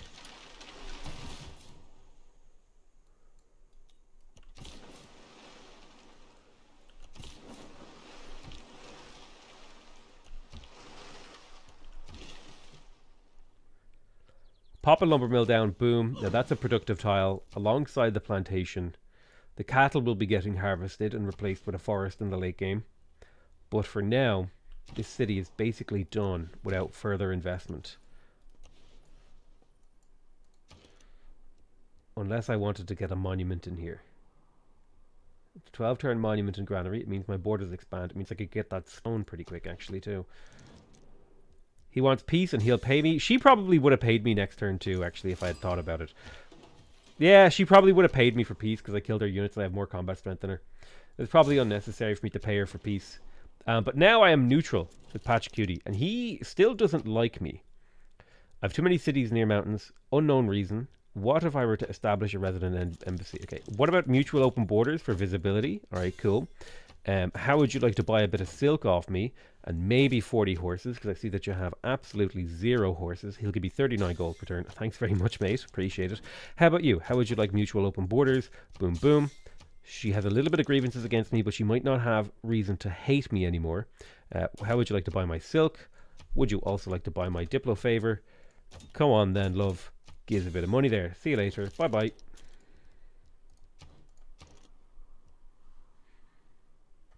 Now that is value. We have turned around from being at a 30 gold net positive to being a 100 gold net positive. That is a big advantage.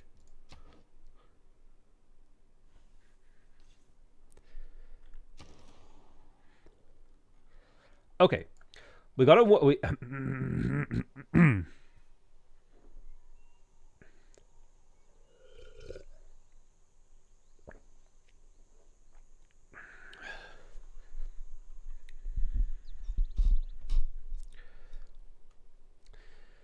We finished a watermill, which means the city is now growing and producing slightly faster. I think having a granary means that we can work more tiles, and the tiles around here are relatively productive, with like they have production on them.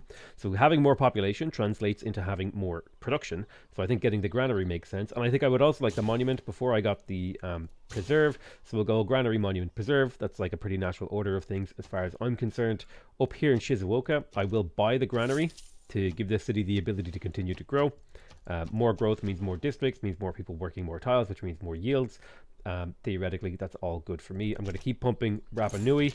Gotta pump up the jam in Rapa Nui. You're not supposed to go in the water. You're supposed to go in the water.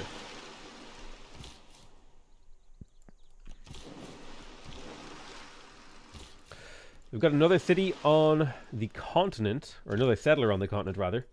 It's time to consider what our third city is going to do over here. We have two kind of disparate cities, and we're about to settle our third, and a fourth is coming shortly afterwards. So we need to think about securing strategic resources. We need to consider just securing more land. We need to consider what we're going to be doing long term. All that sort of stuff, I think, need to put away. Now, I'm going to continue building walls here because I'm tired of the vulnerability to attack. Even level 1 walls, it gives you a lot of resilience.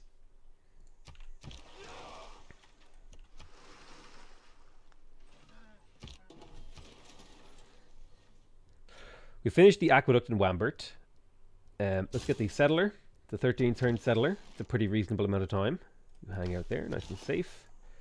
Let's bring our missionaries to the New World to spread our religion.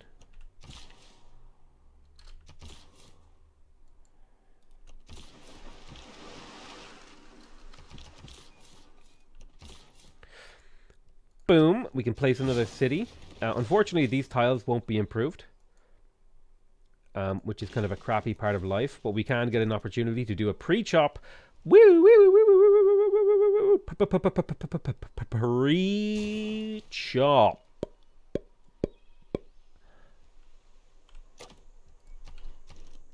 Sorry, I tried to make it sound more interesting than it really is. It's basically just, you know, you chop and then you chop on a tile. Like you chop a tile and then you put a district where you chopped it.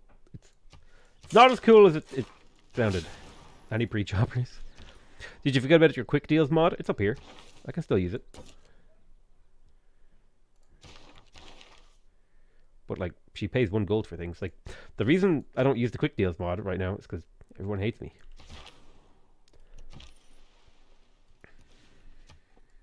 So any diplomacy I'm doing it when I'm like checking other things. Niter? Hardly know her. Ha ha ha ha! Someone ban Bostius for my chat, please. Any mods?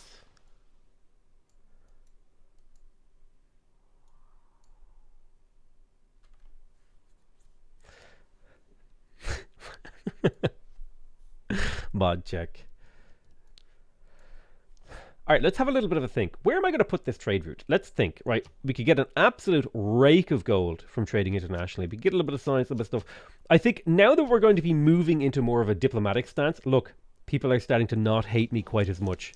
This is the hope for the future. There is hope. So I think if I start trading with Egypt, I would actually improve my relationship with her, potentially to the point where she will consider not denouncing me again on cooldown. So if I can get a trade route with her this turn, maybe send her a gift. Any gifters? Any Twitch Prime gifters? Yeah, if I send her a gift of iron, like boom, here you go, here's 20 iron, right? Boom. And I just give that as a gift, maybe with like 100 gold on top. Boom. Her relationship now has +10. She's less likely to denounce me in 2 turns. She probably denounced me anyway. But if I can start getting positive relationship, I can start getting alliances. And if I can start getting alliances, I can really take advantage of some of the things. I need to think about getting spies. I'm going to grab myself a quick spy here. It's 5 turns. I have room for potentially 2 in the near future. Oh my god, cute pupper, a gifter. Thank you so much. At what point do you start building wonders in a culture game? Never. Don't build wonders. It's a trap. It's a trap. Very few wonders are worth building. Almost none. All right, let's go ahead and buy this tile. We will go ahead and No. So we buy the tile. We have a tile that we want to use. So we're going to delete this pin. We're going to open up this thing. Make sure you have the construction queue available. We're going to get rid of this. Now you can see, if I were to build a preserve, it would take me 138 turns. But because I'm going to come in here, and while the city queue is empty, I'm going to go ahead and harvest this tile. Now, it'll take me 87 turns to build this preserve. Boom, preserve is placed. So, even though I was placing the preserve on the tile that I was chopping, I was able to chop the tile. So that's a really, really important piece of information that you're going to be using in all of your games going forward. I'm also going to chop all of these tiles once I have Magnus over there.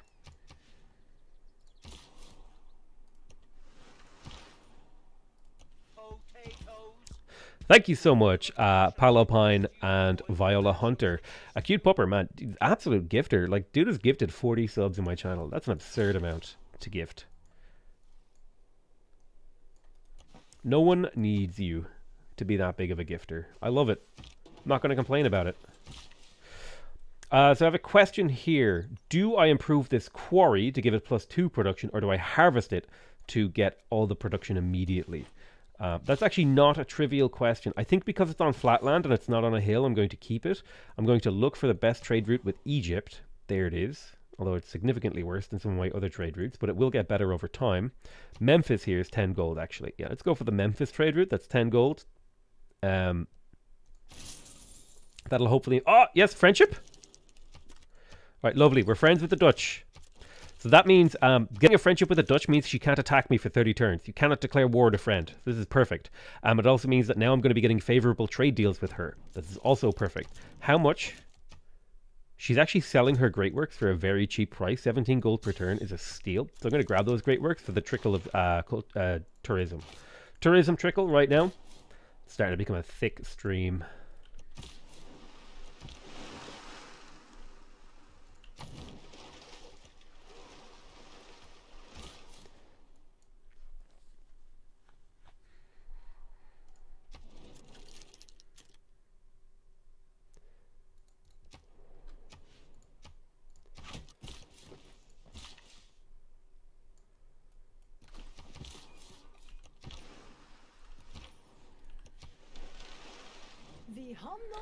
Now she can also convert all your cities. She can try. I can still fight her units. I'm pretty sure I can still religiously fight her. Fight me religiously. No longer IRL. In the heavens is where we battle.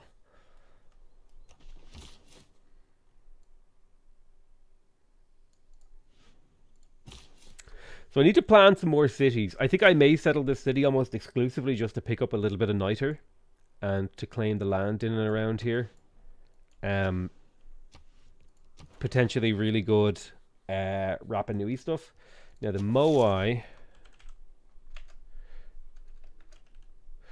Moai statues can be placed on basically anything but desert.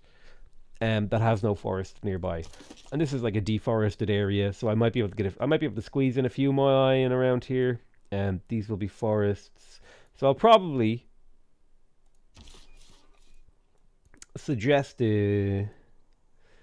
probably settle like.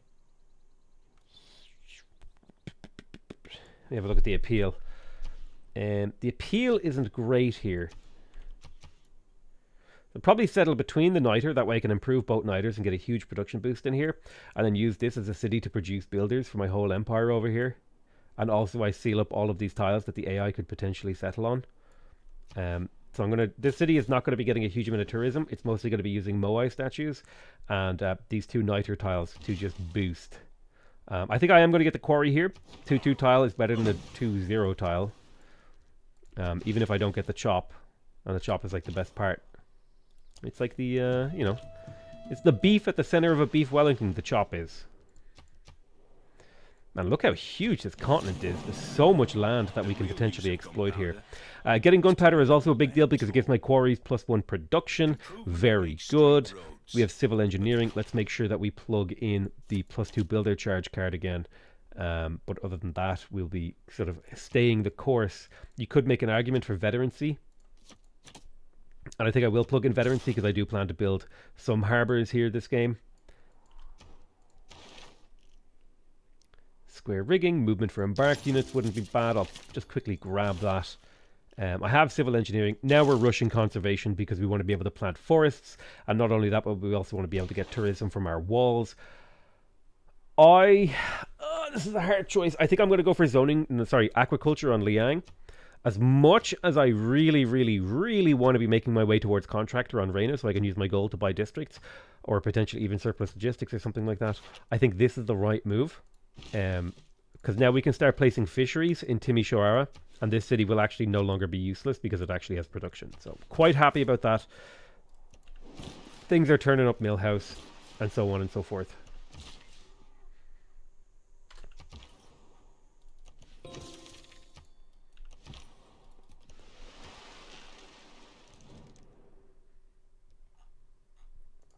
Oh, Egypt is offering me open borders. She likes me.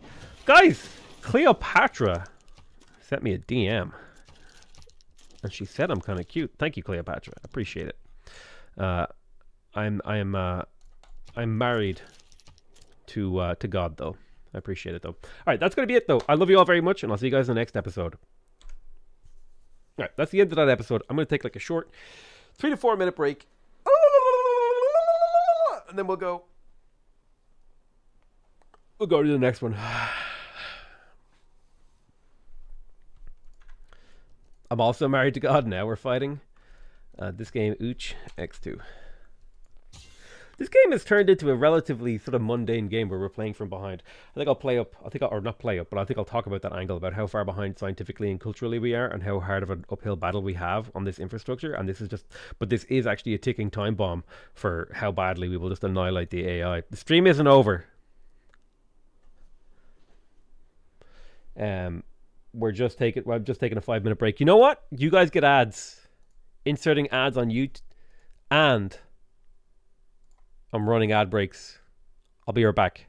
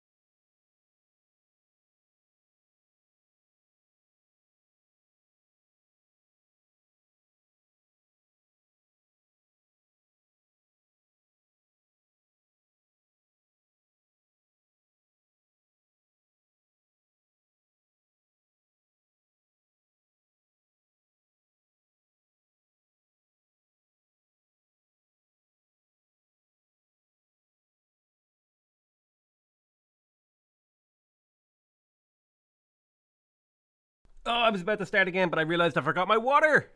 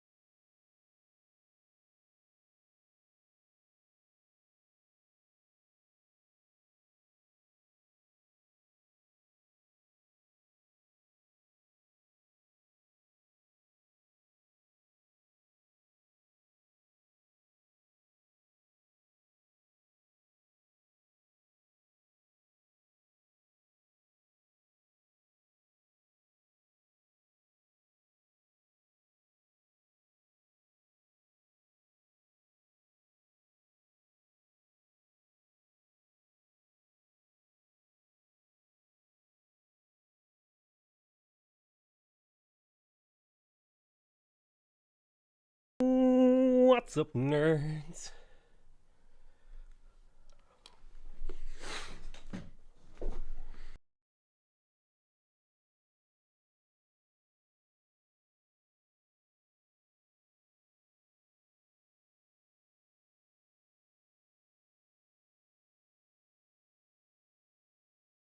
No, we weren't on a poop break. We were on a dinner break. Potatoes. Boil 'em, mash 'em, stick 'em in a stew. Boil 'em, mash 'em, stick 'em in a stew. Professor Pegleg, thank you so much for the Twitch Prime.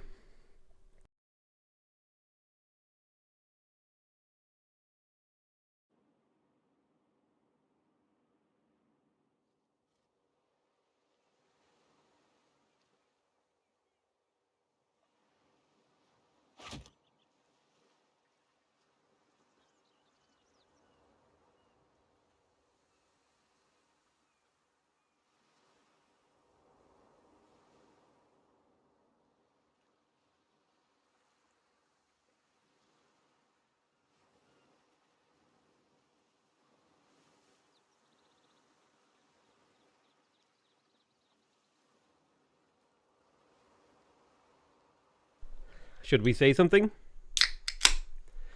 That, my friends, is the crisp, refreshing sound of a San Pellegrino Limonata Italian sparkling drink.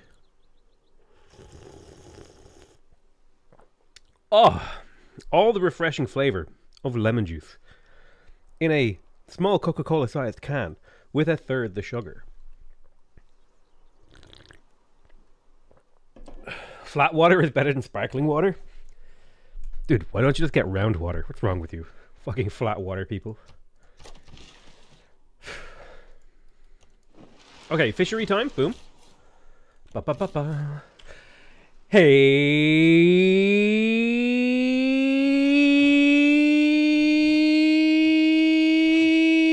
Spuddies! PotatoMcWhiskey here, and welcome back to Let's Play a little bit of Japan. We're having a good time. We're playing. You know, some good stuff. I wonder how many people are gonna like load up the video on the YouTube and be like, "Wow, my YouTube player, it's just actually broken. He's just stuck on that note." How many comment? Let me know. Future people who watch this video on YouTube. So I think we're going to settle on the forest. As much as I hate destroying the wood, it's got to happen because we can get this delicious niter tiles in here. Get ourselves a monument to spread the tiles and a granary to grow.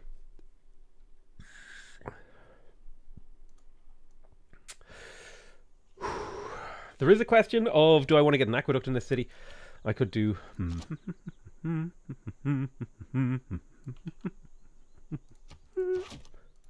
a bad night. No, I lose a moai, but I gain an industrial zone. 2, 3, 4, 5, 6. It doesn't hit Osaka, so I don't care. Guys, I can prove it to you that the world is flat. 70% of the Earth is covered in water, right? And is that water carbonated? No. See, the world is flat. True, Luigi. Luigi, you are such a genius that you are getting the VIP.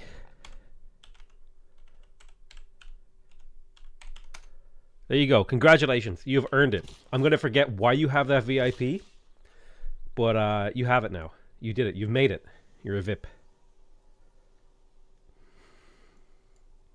All right, let's go ahead and harvest the preserve. Boom. Then we will go ahead and get the grove. Now, the culture bomb is nice. And it's perfect because now we have lots of room. He made it. He made a really good joke. And he gets a VIP. He's the VIP. The VIP. It'll get removed at the end of the stream. But he gets to be a VIP for the stream.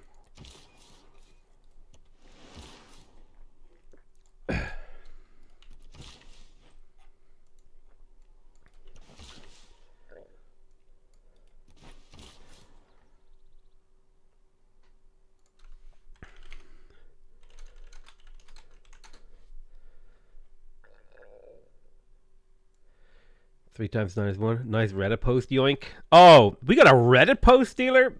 Revoke VIP. Hang on, VIP. Luigi. You shouldn't have said anything. How do I revoke?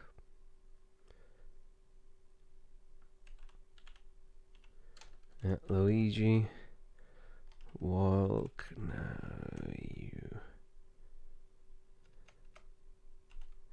Why would you make your name so hard to spell? Sorry, Luigi, you lost it. It's done. You should have just said it was your joke. You would have been a genius.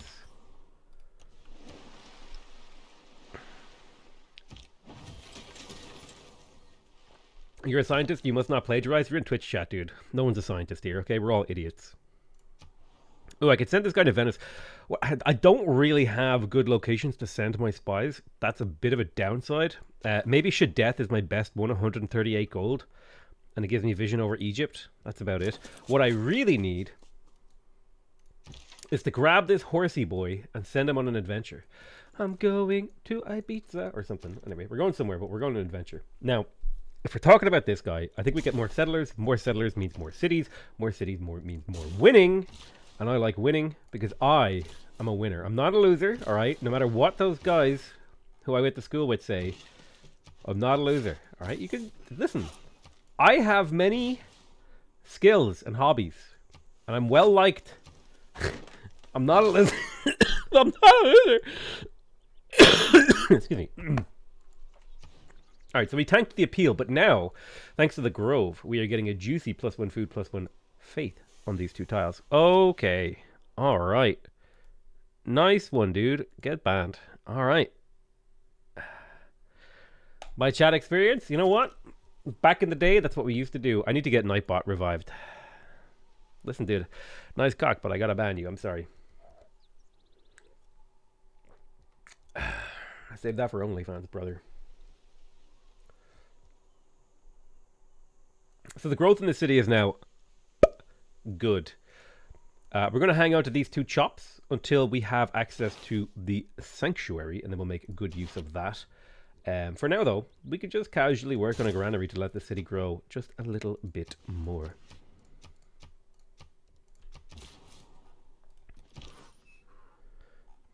Bring the face back. Listen, 80% of you guys voted for no face cam, all right? You get what you fucking deserve.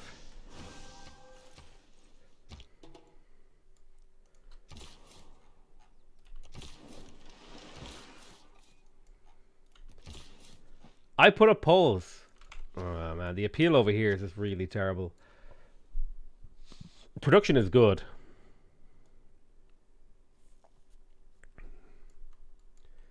Moving the face cam off screen counts as moving it, so I don't care what your little excuses are. I don't think it makes sense to preserve this tile, but it definitely feels like it would be fun to preserve here and here and then see if we can make this into a national park. So this feels like the fun thing to do. Now the problem is that this is very difficult to do, because 1, 2, 3 maybe theoretically settle there. It's a terrible move. This doesn't work. 1, 2, 3. This is fun, but I need to make it work. That's the thing. It can't just be fun. It has to work. National park. I need to improve the coffee, so I can't put a national park there. What are the appeal on these tiles? Charming and charming. If I did a forest here and here, that would coat it the way I need it. So I definitely feel like there's a national park at least here, if nowhere else. And if that's the national park, I grab both of these coffees by settling right there. Boom. So that covers that coffee. I need to get a hold of this marble. So I think this is an alright configuration. The only way this makes sense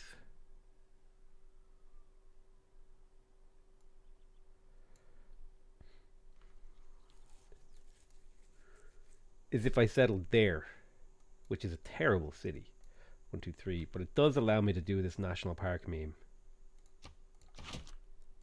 I mean, objectively, this is a terrible city, but it does let me do a national park meme, which I think might be worth it, especially if I do like an entertainment complex like right there, extra adjacency. I do an entertainment complex right there, extra adjacency. The question is, can I get the appeal? Yeah, I can definitely get the appeal to make this work. So we'll settle these cities like so. So that's going to be what's next.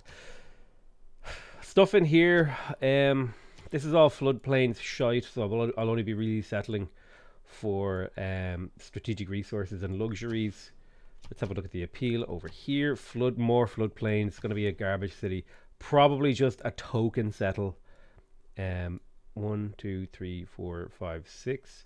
Maybe I could do something like have a bit of fun, like industrial zone aqueduct, provide AoE production for a few cities in the area.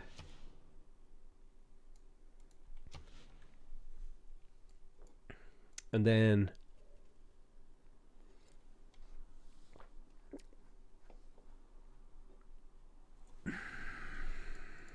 oh, that is true. This could be a holy site instead, which would be a lot of faith.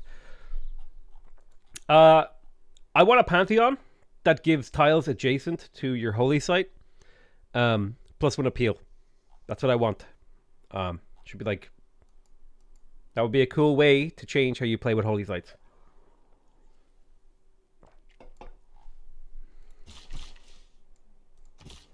More potato mod ideas. So I'm thinking this might be a fun little just project here.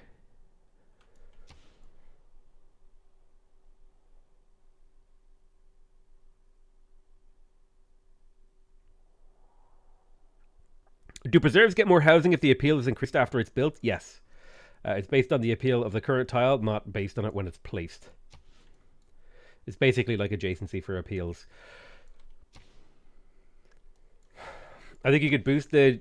Yeah, the problem is I could rearrange this to get a dam and get even higher adjacency, but the problem is I wouldn't be able to hit this city with it because it's 1, 2, 3, 4, 5, 6.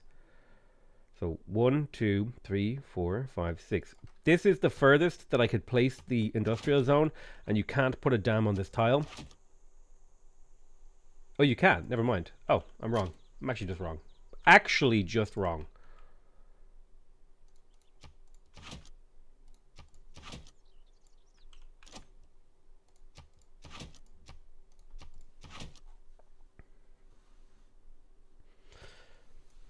So there you go. There's a cool city. Potatoes. Boil 'em, mash 'em, stick 'em in a stew. Boil 'em, mash 'em, stick 'em in a stew. Already taken with the Twitch Prime. Thank you so much, dude. So that covers kind of this section of the continent. What do I want to do down here? If I'm going to do anything down here, it's probably going to be something related to the biosphere to get my late game extra chunks of tourism. So neighborhood owned by the city. I mean, if I'm going to do that, I would. Can Biosphere be built on floodplains?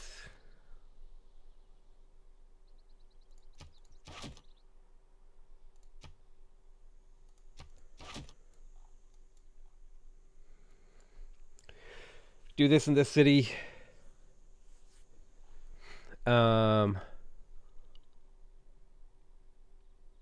Third district would be. I don't know what I would put here. Something random. We'll leave it blank for now.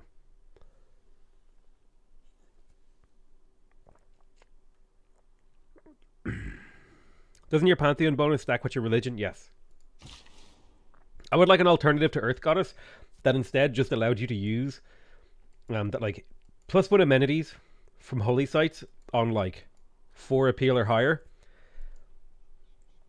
and tiles adjacent to holy sites get +1 appeal, and then +2 with the worship building. Like that would be cool as hell. I'm just saying, that's a really cool Pantheon. It changes how you play the game slightly. It's a fun build. Give me a Nodders. Wait, do we have Nodders? No, we don't have Nodders. Never. I was going to say, give me a Nodders in chat if you think that's a cool idea. So I've 1, 2, 3. So I don't really have much to do with this. I have 3 planned cities. So that's 1, 2, 3. Now I need to start thinking about up here again. Nodders if true, exactly.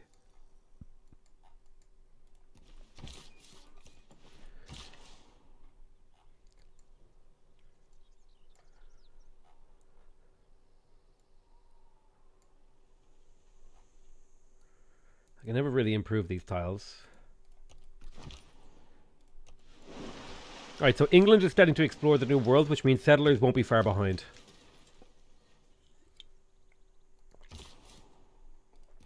Yeah, smiley face if you agree with my idea. Sad face if you disagree, if you think it's a dumb idea.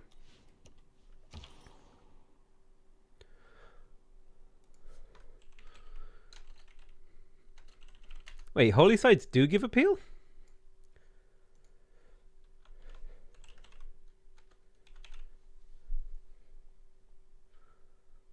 What?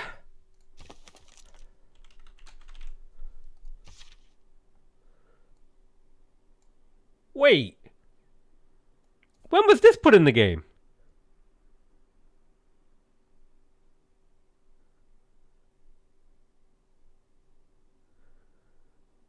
When was it? This hasn't been like this forever, has it? There's no way. Oh my god, this changes so much.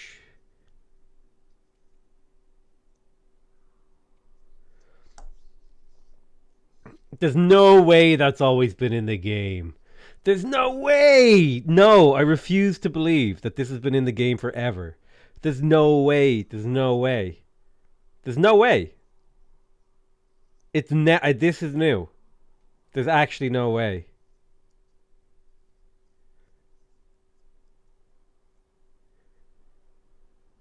Totally since beta? Wait, theater squares give appeal too? What the fuck? I thought only industrial zones give negative appeal.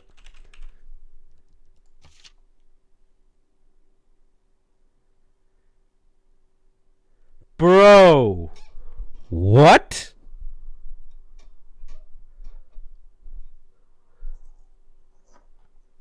Wait. This can't be. I knew entertainment complexes gave appeal. Wait, dams give up.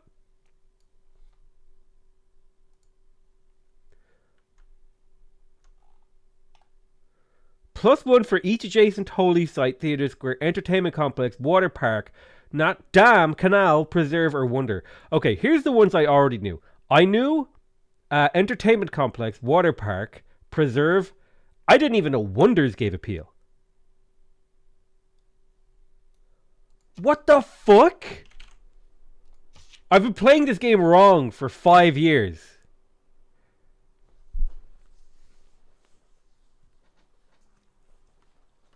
Oh my god!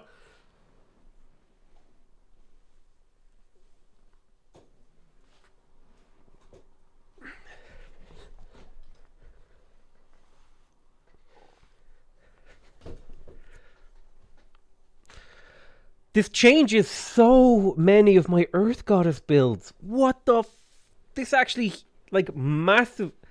How did I not know this? I knew how appeal worked, but I didn't know one of the fundamental mechanics. Wait, why is this listed twice? Why is this listed twice?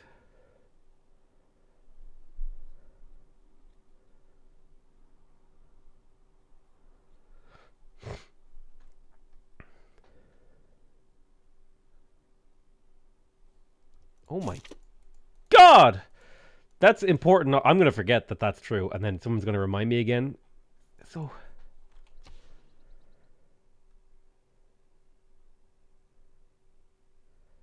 5, 2 from... Okay, so why does this tile have 5 appeal? 2 from Coast, 1 from the Wonder, 1 from the Theatre Square, 1 from the Entertainment Complex. That adds up.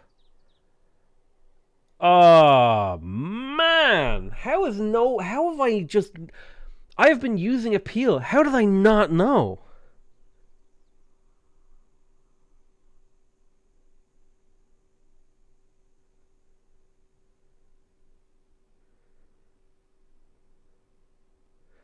Campus too. No, there's no way campuses give it. No. Campuses don't. Your lies.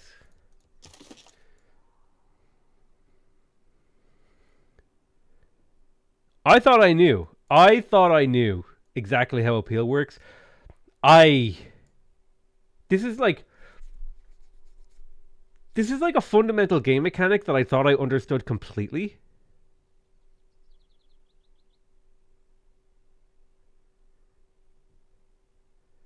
And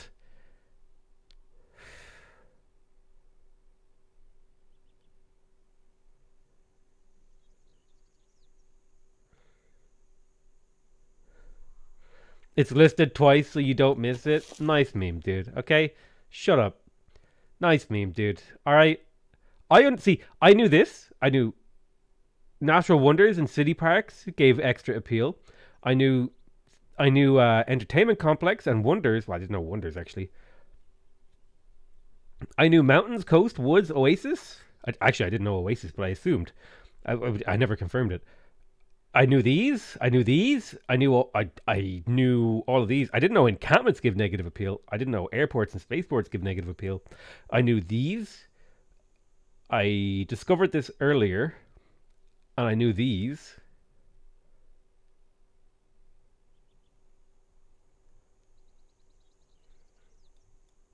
Oh my God.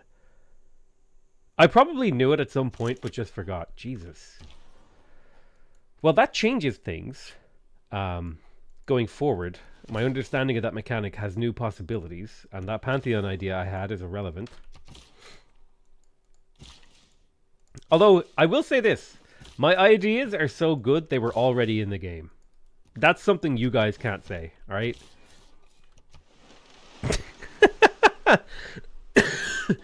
Man has made that approaches anything in nature, but a sailing ship does.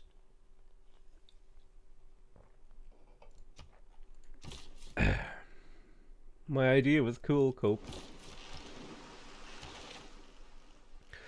With square rigging, we're going to head towards industrialization. Revealing coal is quite useful. Also, +1 production on mines is quite useful.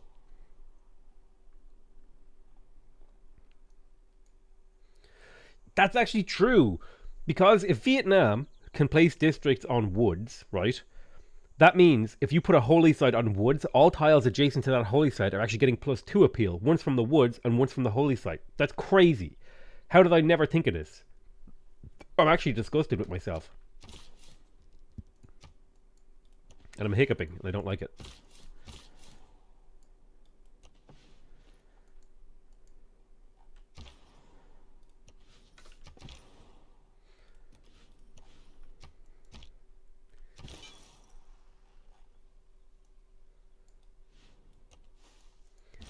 Let's convert the city. Boom. Nice little religion pressure.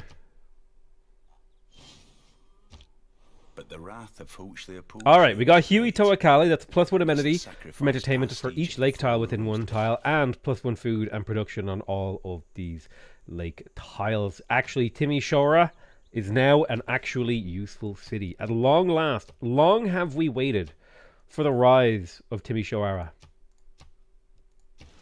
The amenities in here are wonderful.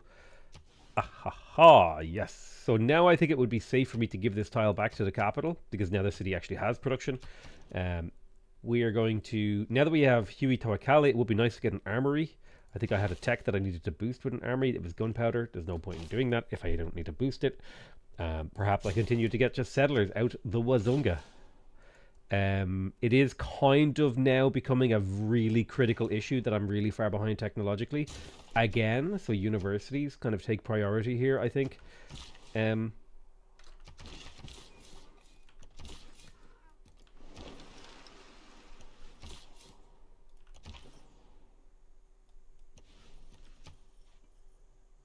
Oh my god, dude.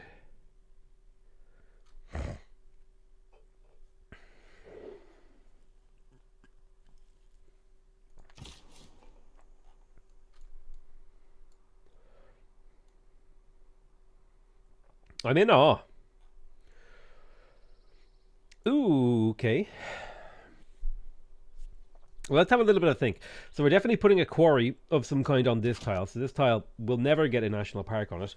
And it would be hard to build a national park around here because the quarries actually provide negative appeal, which will make my life slightly harder. So probably the best place for a national park is betwixt this mountain range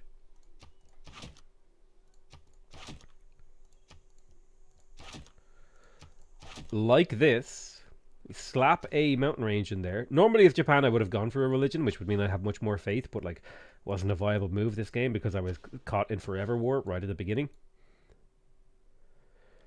I could settle here. This would get me chocolate, marble, and potentially these national parks in the very late game. What would I do, though, in terms of districts? I could move to the stone.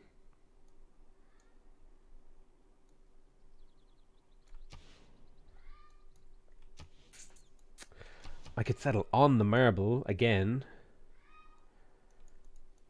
If I settle on the marble, I mean, it makes my life slightly easier, but it doesn't really do a huge amount for me. I mean, at the very least, it would mean I could do this and move my national park down one tile. And then, like, a preserve in the middle of these mountains kind of makes sense. It only hits 4 tiles, but it's still, like, pretty cool. I wouldn't be able to do another national park here because of this cocoa that I need to improve. But I think I will settle on the marble. I think that's the choice we're going to go for here.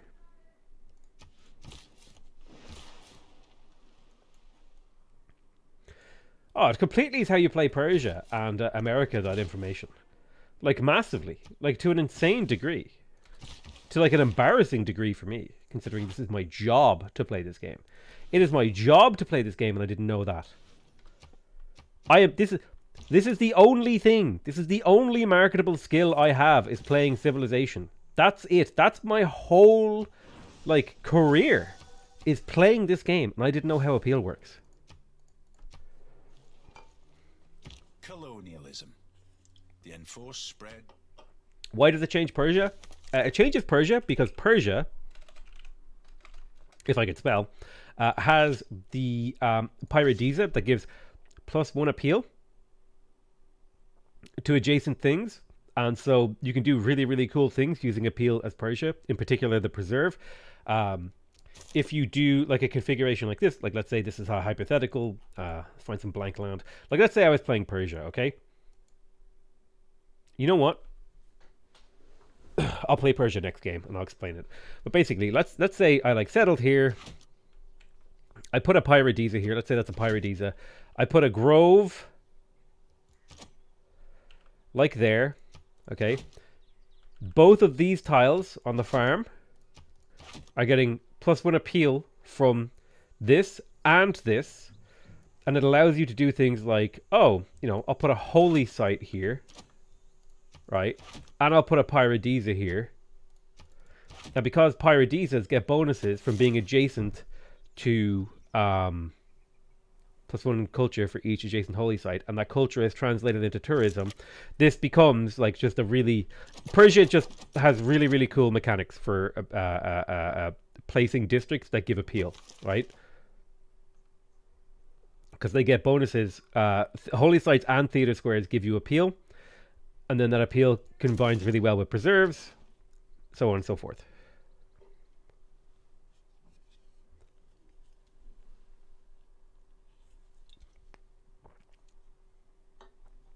I do kind of hate that they nerfed the Paradisa. It was a really cool building.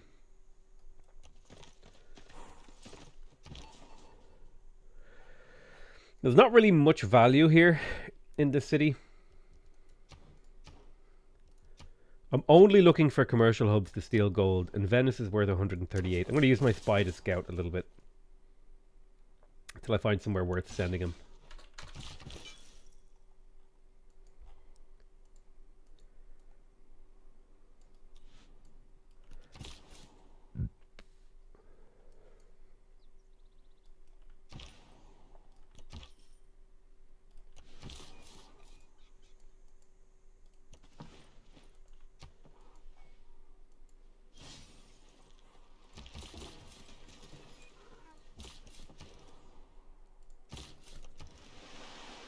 So I'm not sure how many more settlers I need, but I think now that it's taking 23 turns in this city to make a settler, I'll go ahead and do a harbour instead. The city has outlived its settler production capability.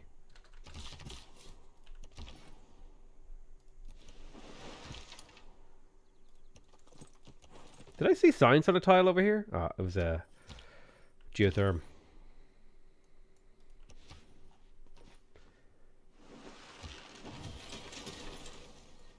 There's a very good coffee monopoly over here. So this is definitely somewhere, 1, 2, 3. I need to get a city down around here to capture all this. Okay. There could be another national park right here. Boom. Boom. Boom. Boom. Boom, boom, boom. Lovely. Maybe if I settle on the coffee. And then I crack down a preserve right there. Skadoosh. Got myself a good spot. 1, 2, 3. Ah, I can't put the preserve there. Can't put the park there. Do you know why? It's too far away. I can put the park there though. Then this preserve is a bit redundant. But it does give me nice tiles. Do you use mods? I use UI mods, like to change how the game looks. Like here's just a trade screen that's easier to use. Like, oh, I want to buy tobacco. Here's the deal. I don't have to like go in here and be like, okay, you want to sell me tobacco? You'll give me this much. Boom, boom, boom. Instead, I can just go like, all right, cool, boom. I'm looking for luxuries. All right, he's selling tobacco. Boom. What about strategics? Nobody's selling strategics. I would like to buy some great works of, I don't know. Let's get some great works of writing. Nobody's selling any. Boom. Okay, that's me done with trading. Instead of having to go like, yes, honey, would you like to sell me this? No, okay.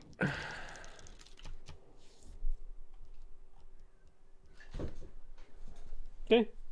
Embrace the future, gold man.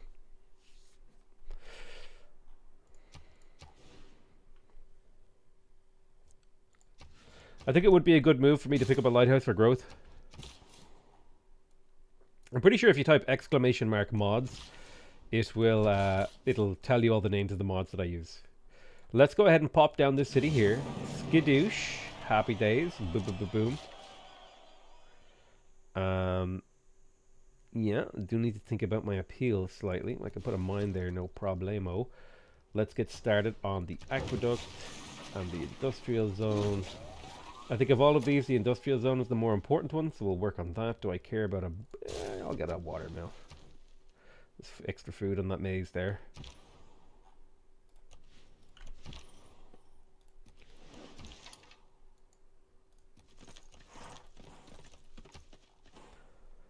What if we're in a simulation and the people controlling it are telling us what that, and that's why 2020 was so bad? What?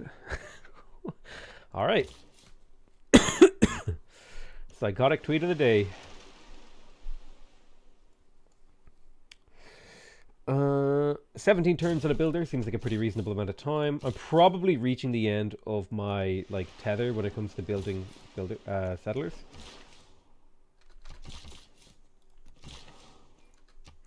There's only so many cities I can care about micromanaging. You know what I mean?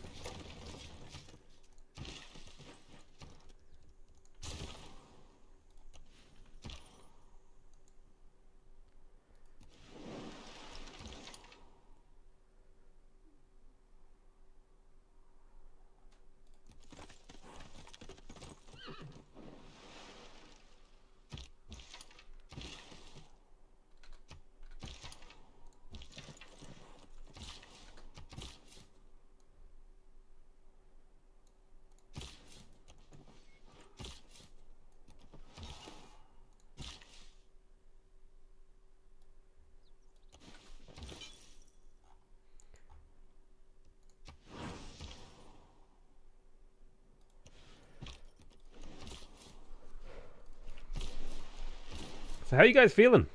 Airplane food, eh? It's a real kicker right there. Lighthouse in the capital, that's +1 trade route. We'll go ahead and purchase the trader. We'll come in here. We want to save our gold. I could purchase the shipyard, that'd be +3 production. I think I'm going to hard build the shipyard. You know what, just this once I'm going to purchase the shipyard, boom. Because actually, it makes all these coastal tiles that I want to work. What the hell are you working, right? You're working this. That makes sense.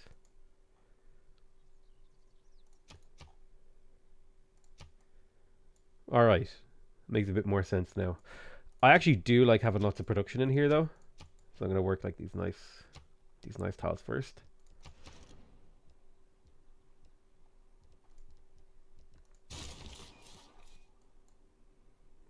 How's Protestantism doing?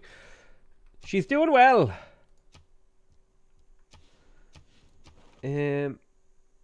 Pachacuti is holding the line with Islam. I need to get like an Islamic city.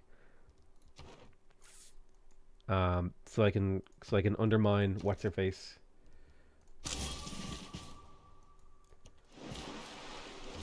Wilhelmina.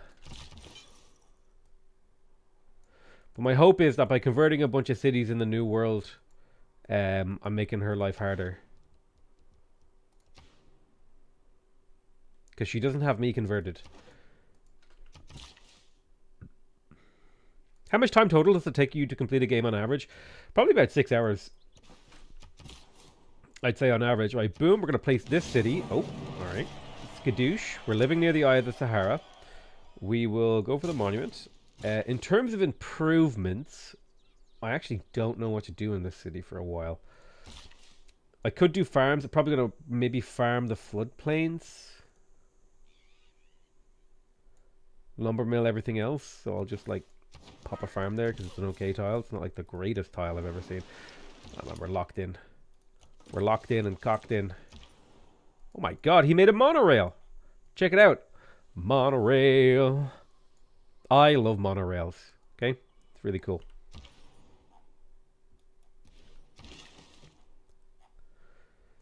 We're going to buy this tile in Gifu. Boom, boom. We're going to make sure we cancel the production queue. You can see here, preserve is going to take 99 turns. We chop. And now it's only going to take 63. So we got a third of the price off. We have to let it finish for 1 turn. And we're now slightly closer to getting a preserve in there, which will culture bomb and get us closer to the finish line. Industrial zone dam on that floodplain. I already have an industrial zone going up over here, so that's unnecessary. It would just be a lot of production for no real gain, considering this city's goal is mostly to build preserves and entertainment complexes. We got our preserve in Shizuoka, and I reckon we'll be purchasing the grove in here. I haven't decided upon my other districts. Can you name a city, Jumping Jacks? Yes. I think somebody asked me to rename a city to Juicy something or other. And I don't remember what it was, so I'm just going to call it Juicy something or other. Now, in Jumping Jacks, I think getting a grove here is pretty good. Most of the tiles would benefit. It would give me a lot of growth. It would give me a lot of culture, and it would give me a lot of faith if I were able to pick that up. The question is, I could get it in 4 turns by purchasing. So I'll just go ahead and grab the monument and buy it. Now is the era of trading. So we want to start trading with all the AI. We'd also like to get alliances if we could. So if we're thinking about alliances, who is the big bad wolf this game? The big bad wolf is Wilhelmina. So I'm going to talk to her, and I'm going to get a research alliance with her. So any trade routes she sends to me will be scientific, which will benefit her and benefit me. With Cleopatra, I'm going to go ahead and get a cultural alliance.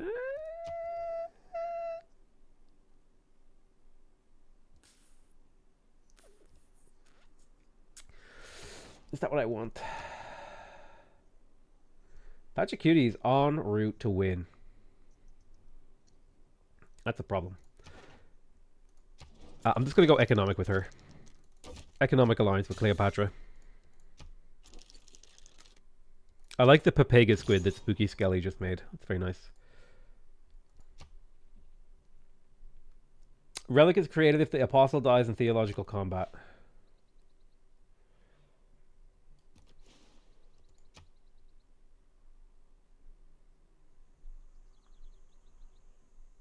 Pilgrim is okay. I'll sit on Pilgrim and I'll use him to block that city. Okay, you're just never going that way.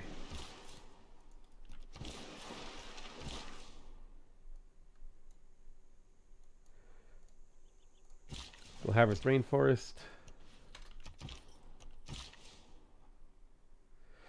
We're not spending gold on tiles.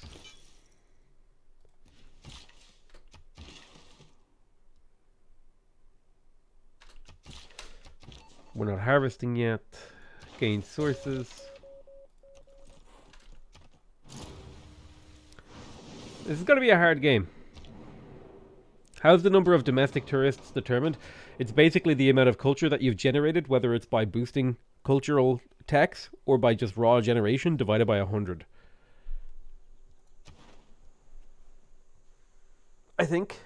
Let me double check. It might be 400.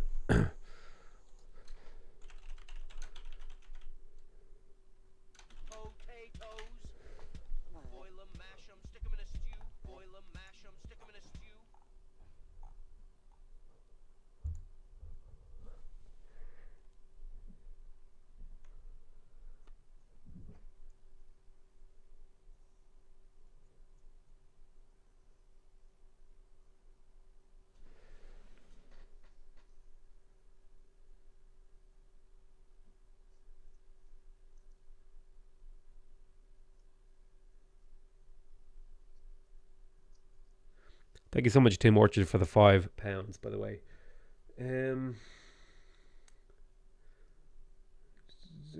Lifetime culture. Yeah, it's every 100 culture you produce, you get 1 extra tourist. That's pretty much how it works. So every time I produce 100 culture, I get a tourist.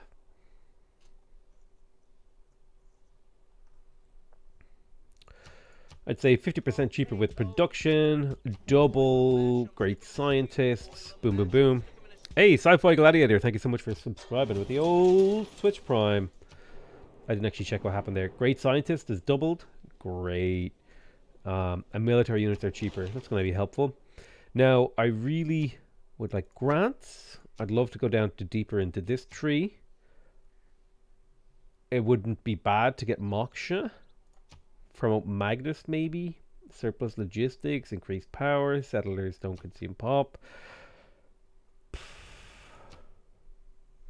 I think Curator is the direction I want to head in here, maybe.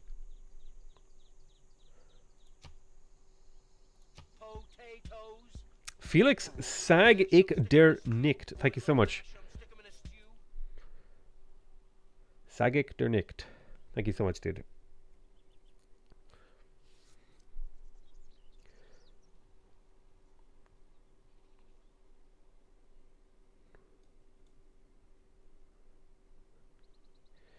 I know it's German. It's like Felix something in the night or something.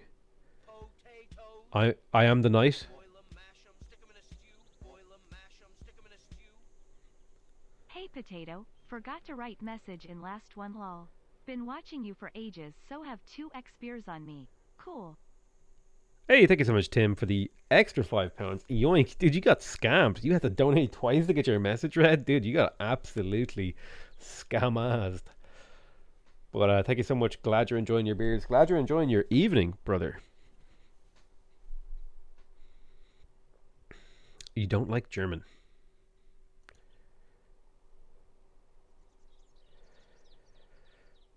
I think I'm going to just take the +2 gold on Reyna here. It adds a little bit of gold to my treasury, and it gets me the option to maybe go for Contractor in the late game. So I think that's okay. Yeah, you're just sitting here protecting. Yoinking your way through life. As all great yoinkers do.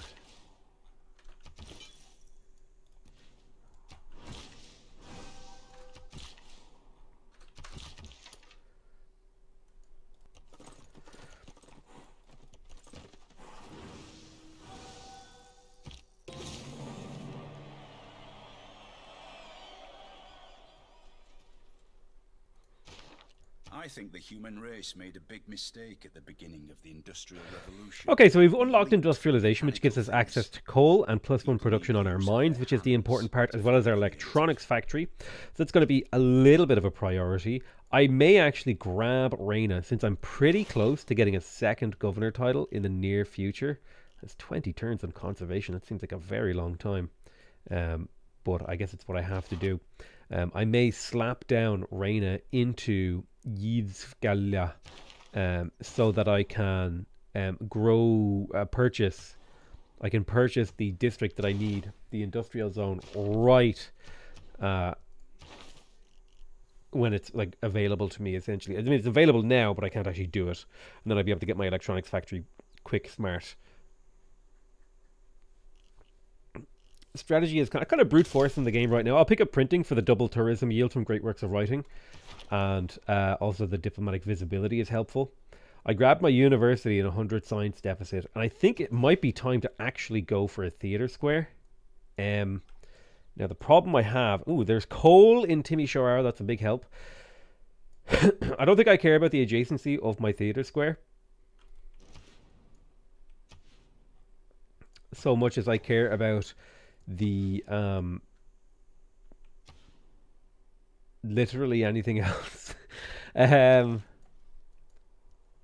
I'd rather just like plop it down on a random tile and just build it real quick and start getting theater squares. Yeah, 24 turns on a settler now is a little bit too rich for my blood. I think I've gotten enough, but I will be going ahead and picking up a har. I'll get the library. The library is nice and cheap and cheerful. Definitely need more builders. Definitely need more builders.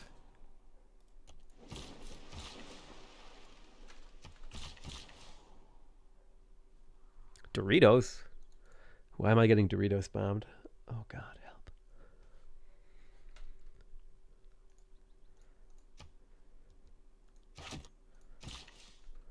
Put the theater square beside Huey and destroy like one of this city's only 3 productive tiles?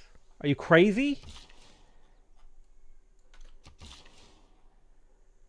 You gotta think, okay? This is why you guys get yourselves into these predicaments. Alright, gonna harvest here. Preserve is almost done. I probably should have smashed Magnus over there. Should have smashed your mom.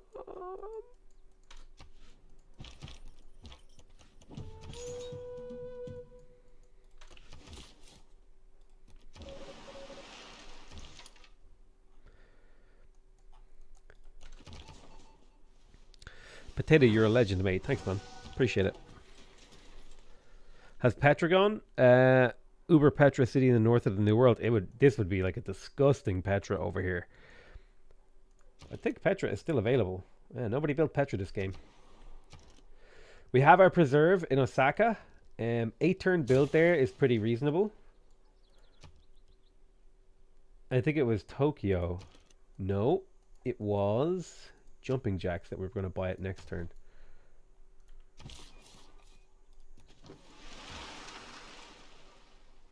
You help me sleep every night, never miss a YouTube video. You missed one last night, sadly. I couldn't actually release one. YouTube was just like, nope, no videos for you.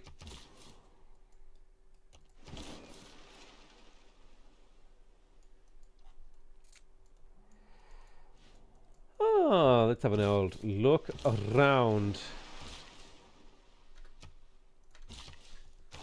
There's no way this is 20 turns. It's like a crazy amount. 4 turns until the golden... Oh, wait, actually, we have enough era score to keep our golden age. Never mind. It's golden age all the way down, baby.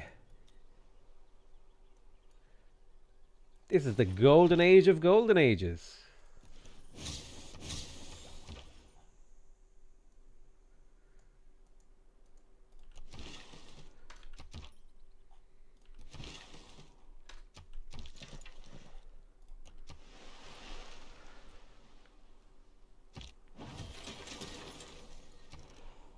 We've got a theatre square and science deficit. Let's go ahead and get our amphitheatre. It is time to start building up our culture. We need to build up our train.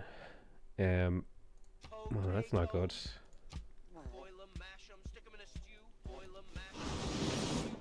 I'll fight her units to try and make them go away. That's about all I can do, though. I can't really stop her religious role. Thank you so much. Twitch is less than good.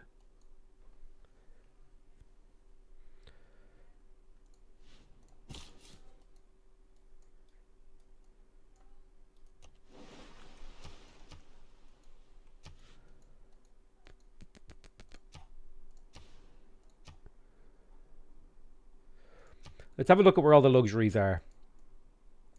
If we can't get good cities, we should at least grab the luxuries. So there's some furs up here to the north. There's some coffee over here. A little bit of chocolate over here on the east. These are definitely things we want to be considering. I definitely would like to get this fur and this chocolate in one fell swoop. I could probably do a Petra city here, actually. Because if we look, right, there's an absolute 1, 2, 3, 4, 5, 6, 7, 8, 9, 10, 11, 12 desert Petra hills. And if I settled my city right there, I could get them all. And that's exactly what we're going to do.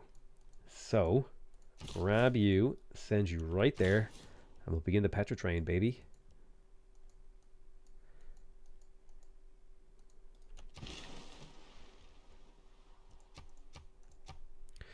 Who knows if I'll actually get the Petra, but we'll give it the old college try, lads. Oh, a nice chunk of coal right there. I was lucky.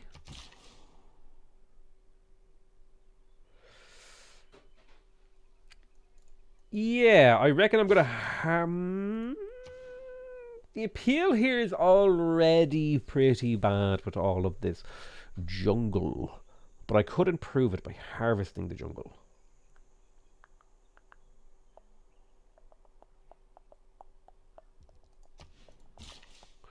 And so I will. And that will be the preserve completed. I'm actually going to buy the grove in here because this city needs it more than other cities. Because now you can see, if I refresh the city, we are working a delicious 2 faith, 4 food, 1 production, 2 culture tile right here. That is absolutely solid. Solid work.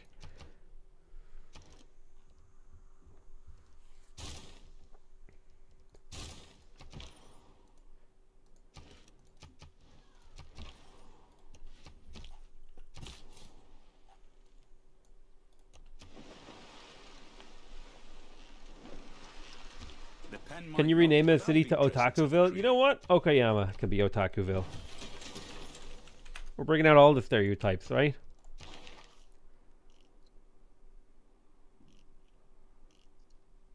Well, maybe not all of them, but some of them.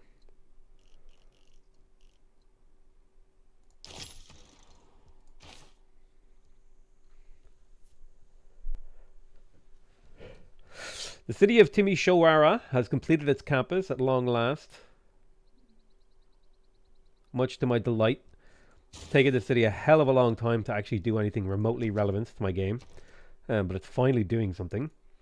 Yvaskilia, I'm going to get that lighthouse because I want to grow this city. Lighthouses give you access to extra food on these water tiles as well as extra housing, both of which you need to grow a city because I need to grow this city in order to place this industrial zone. If I'm going to place this industrial zone, I will need to build an archaeological museum in here and an archaeologist. So settling will be delayed slightly, which is fine, not a big deal.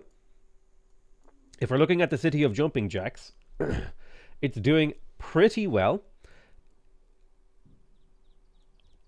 I could probably use a builder and just go around and sort of retool the landscape slightly. I'm sitting on 4 envoys. Now, Rapa Nui is the person I was trying to take control of, purely so I have access to the Moai. This will allow me to, in areas where I don't have or want to place national parks, I'll be able to place the Moai instead and gain a bunch of tourism and culture from that, and that's going to be super helpful in very, very select areas. Can I actually attack on the water? No, you can't. The game lied. It lied to me. It lied. They lied. Still lying.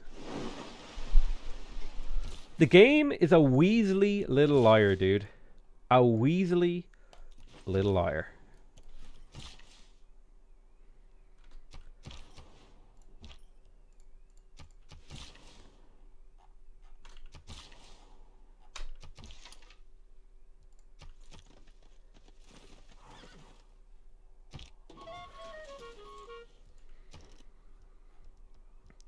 All right, lovely. We got our granary in here. We got to actually think about what are our Discord? What is our what is our plan with Aomori? This is an okay city. It has 2 really high food, high production tiles. I reckon an aqueduct, sure, makes sense in here because that's an extra 6 housing. So that'd be up to 10 housing in here just off the back of that aqueduct. So the city would be able to grow to insane levels. I reckon after that, though, it's builder city. We're just going to spam Moai all day, every day, and there's nothing anyone can do about it. We cannot be stopped. We are untouchable. We own an entire continent. This is our continent. It belongs to us now. It's ours. There's nothing. Nothing can be done to stop us. We are unstoppable.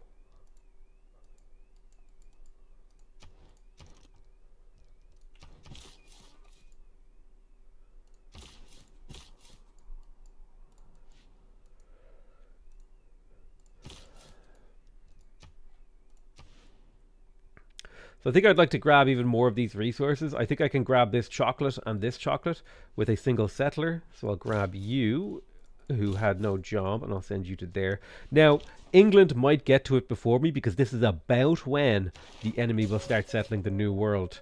I'm using my spies to steal gold. Here comes another city. I don't think any of the information here has changed to make me want to reconsider what I want to do with this city. I'm more or less happy with it. What I am going to do, however, is harvest this cattle to force grow the city to 3 population in a single turn and actually work more tiles, which will allow me to get the monument faster, as well as the granary. Hey, Potato, can you rename Aomori to Rare Groove? Yeah, we'll call it Rare Groove. Sure thing. Rare Groove. I don't know what that means, but I'm doing it anyway. Let's go ahead and pop down a mine here on the strategic resource. The world enters the modern era. So now that we're in another golden age, we are going to go ahead and completely ignore Hicks Hunt Draconis again, because Heartbeat of Steam has carried us so hard through this era on our homeland that it's actually been incredible, and we're just going to do it again because it's so much production. Ooh, 19 turns on Forbidden City. I would love to get my hands on a Forbidden City. How long would it take me to build that in my capital? 22 turns on a Forbidden City in the capital? I think that actually takes priority over an archaeological museum. +1 wildcard is wild, my friends. Absolutely wild. Let's get the university for a little bit of extra technology. We'll harvest there. Boom. We're getting things finished. Kobe beef right next to 2 cattle. Well, you know what? We're harvesting so we can get the city up to 5 population instantaneously. That's what we're doing. Quick 5 pop city. Borders will pop and expand real quick. Yeah, feels good.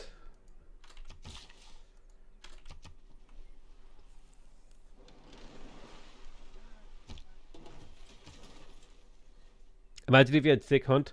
Dude, there's no way it would be good. I would be missing out.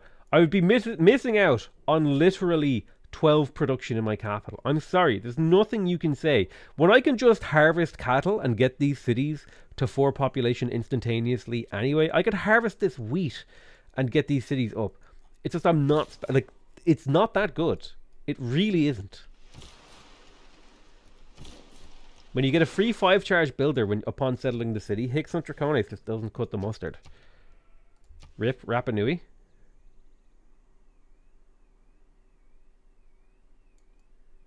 No, they're fine. No one's at war with them.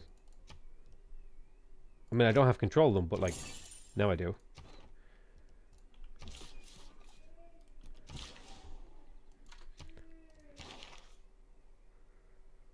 I think I can take out the colonization card now.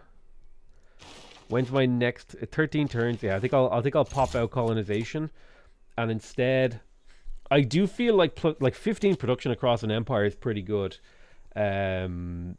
Vessel banking could be quite powerful. Colonial taxes is quite powerful. I think urban planning right now is better than colonial taxes, but colonial taxes is maybe better than Machiavellianism because I already have my spies.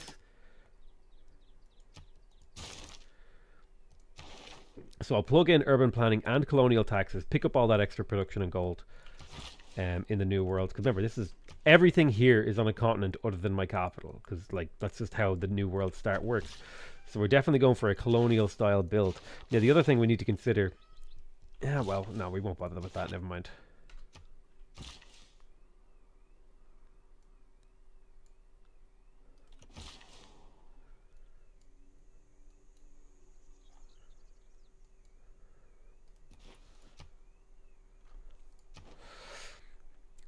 Let's have a look. We might be able to get full control of coffee.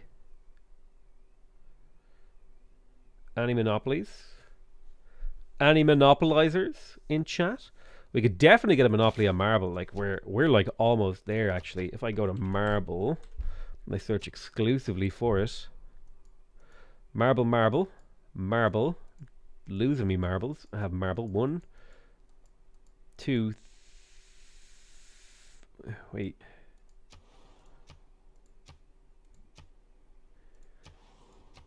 How do I have 3 copies of marble? 1, 2, 3. Okay.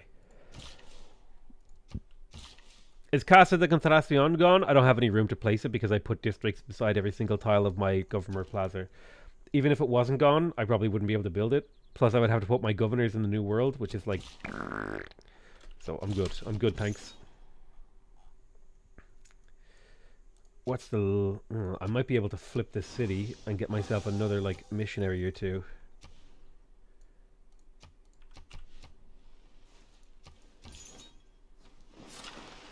I have 2 apostles now in the bank.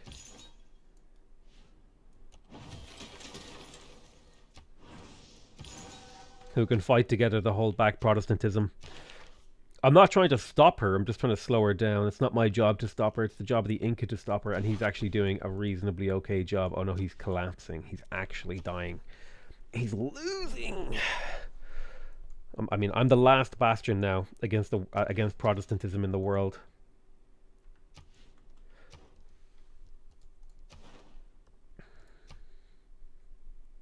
She's got 3 of 5 civs converted, so she's going to keep pumping hard. What's her faith per turn? 220. It's going to be really hard for me to get national parks if I'm having to fight her religion. Maybe an inquisition? It's not my religion. I can't start an inquisition. Can I?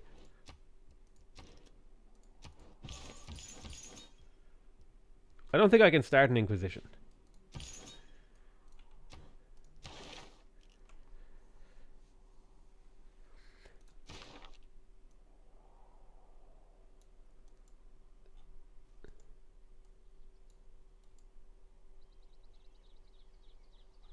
Well, Egypt is building the Casa de Contrastación.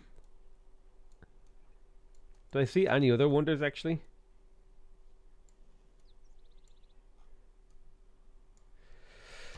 Before I commit to Forbidden City, I should do at least a curse research.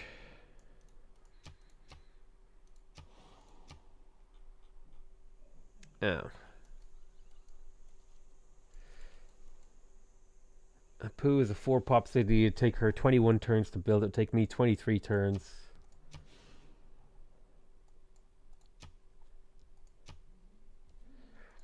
How is she building this in 22 turns in a 4-pop city? I'm sorry. The AI is insane.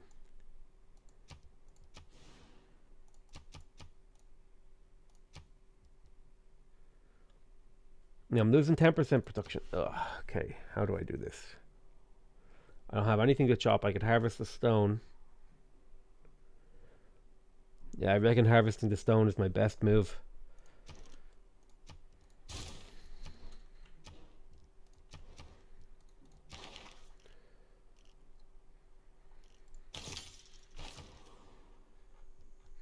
We got a library in Weeb Central. Let's get a harbor. We want to grow the city.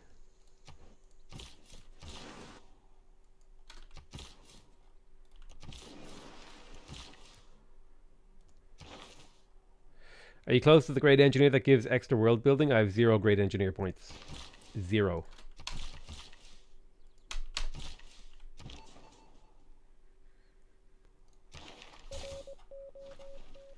Policy cards, I probably could shove in the Wonder Construction card.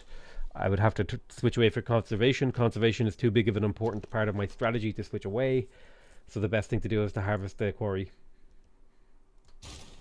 Right, let's start getting archaeological museums. Now, the nice thing about archaeological museums is because they are so efficient at generating tourism, they're a really easy thing to effectively switch into deep into the late game.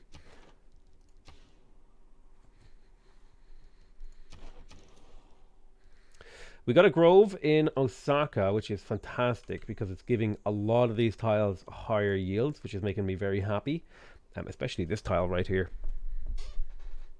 What's the hotkey you press to skip to a unit's turn instead of physically pressing the skip button? Spacebar.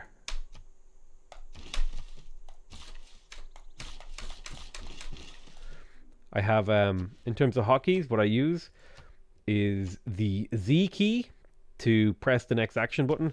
Basically, what the next action button does is it just clicks here.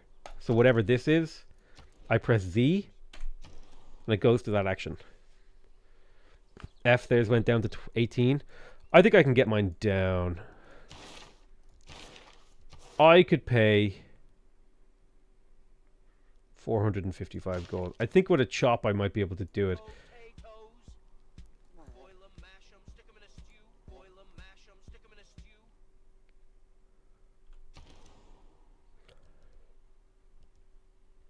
Thank you so much, Hydra, for the Spuddy membership. So with the completion of this grove, we need to make a decision about what our next move is. We should probably go for entertainment complexes in order to increase the appeal of the local area, as well as to also gain amenities and tourism, because entertainment complexes actually do give a decent amount of tourism. 1 tourism from the arena, and then another tourism comes from the zoo. Sorry, no, it's not the zoo. It is the stadium, which gives you +2 tourism if the city has 10 population or higher, which is not bad. Not amazing either. Let's be real. Not amazing either, but not bad. Now, I could build some of these nice, cheap late game districts like the Holy Site.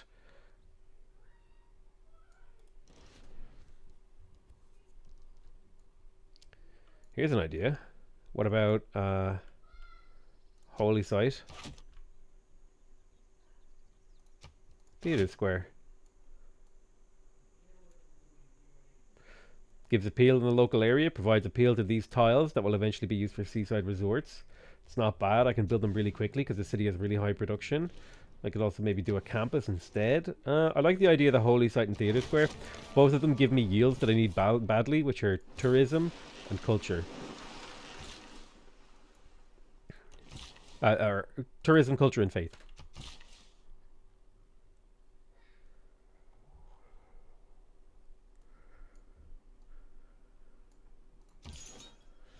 Buy apostles before Netherlands 4 apostle wipes your holy city. I can just block.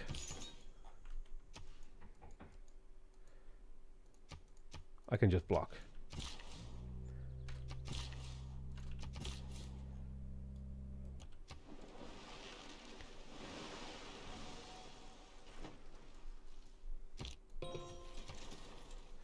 Lighthouse in Yaskilia. That's going to give this city the housing and growth it needs.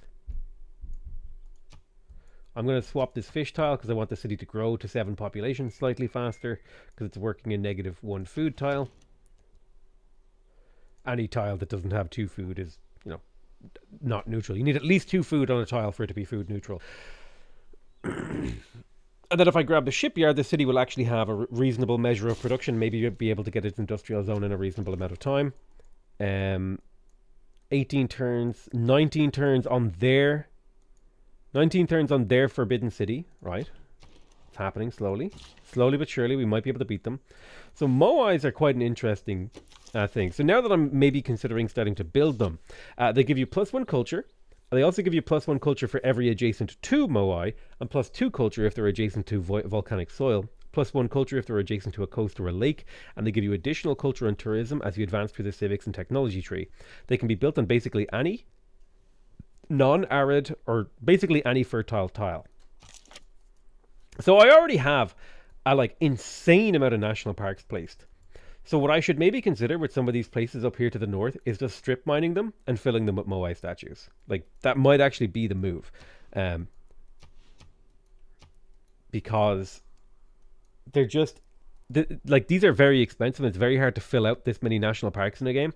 So having an option for Moai statues, like just fill this area with Moai statues, absolutely appeals to me, and probably going to be a priority. 1, 2, 3. To kind of mooch up this way, and that's probably what I'll do in some of these like later game settled cities. Oh, I need to start building my ancient walls. I need to switch my government. The second I get conservation, I need to make like huge government changes and start building ancient walls and stuff. So I didn't really have a plan for another district in this city.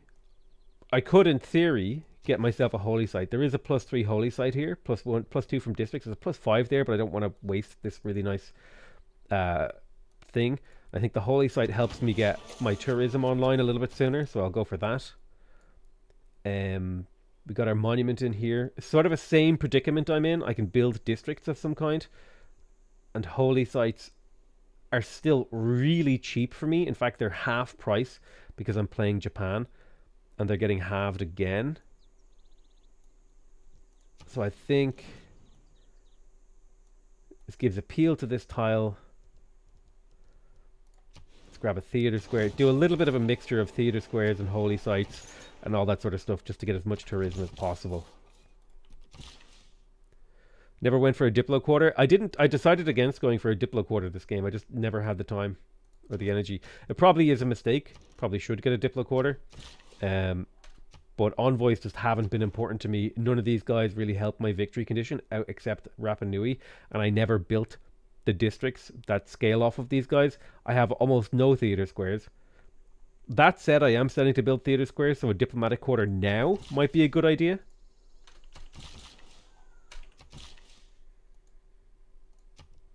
I think I will spend my money to get my monopolies. That's a worthwhile expenditure in my opinion.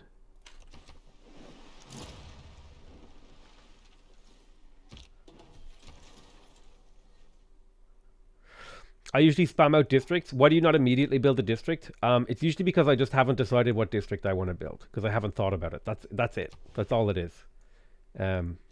It's not like a huge, massive opportunity cost to not put your district down. Obviously, you should put down your districts as soon as possible, but like, I don't know. It's my particular style of play. In Tokyo, what am I going to do in this city? There's an okay theater square right here on this tile, but that will eventually get flooded as well. I'm just going to grab the diplomatic quarter in here, actually. Makes a lot of sense. Not the most useful thing, but it's an okay place to place it. It's relatively out of the way. My spy managed to steal, but he did get caught, so he has to run away.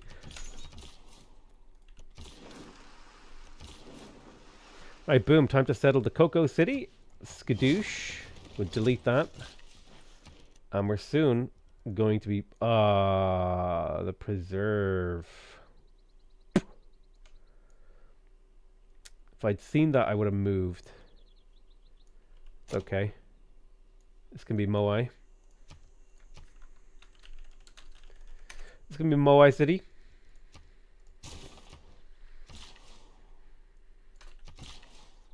We'll skip the national park.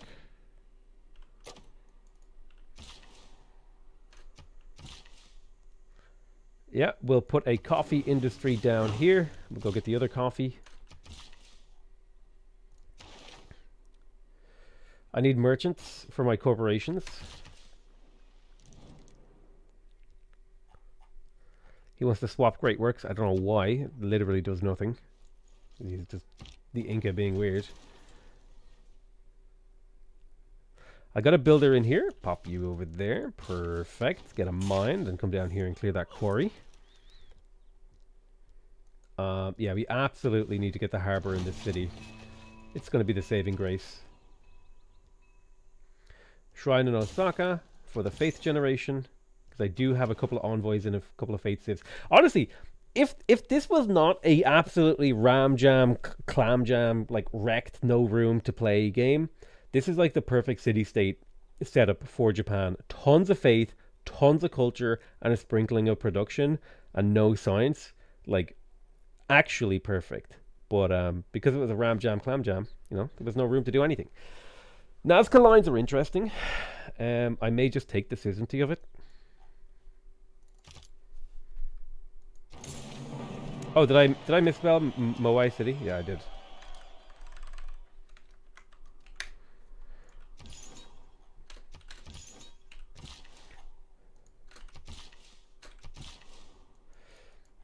What can I do with my gold in here? There's not really a whole lot of tile improvements until conservation.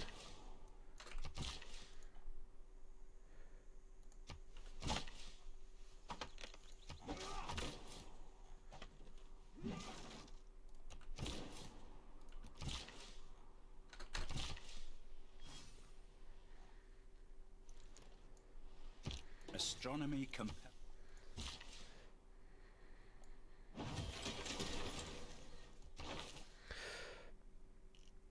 So thinking about our next moves, I definitely feel like going for computers is the right move. We want to avoid steel as much as I want the Eiffel Tower. We need to avoid it for a while.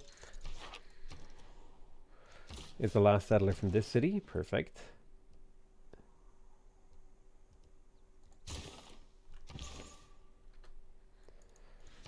I'll buy a trade route in the... Oh, I need to cancel this trade route before I do that.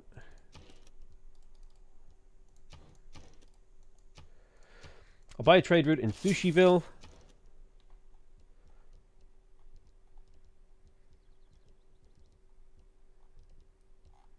City has great production. We'll start cranking out a few builders to protect our lands, or improve our lands rather.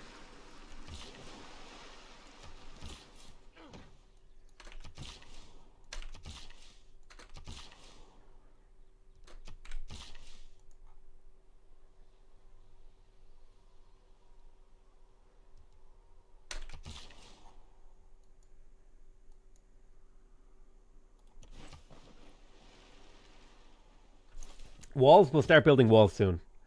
But not right now.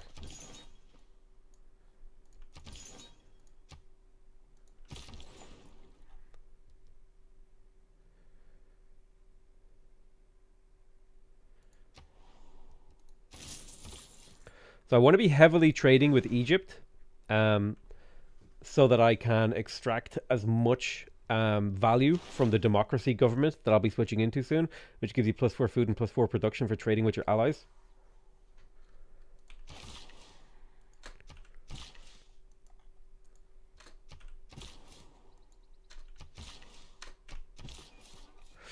Right, Petra City. We're laying the foundations for Petra.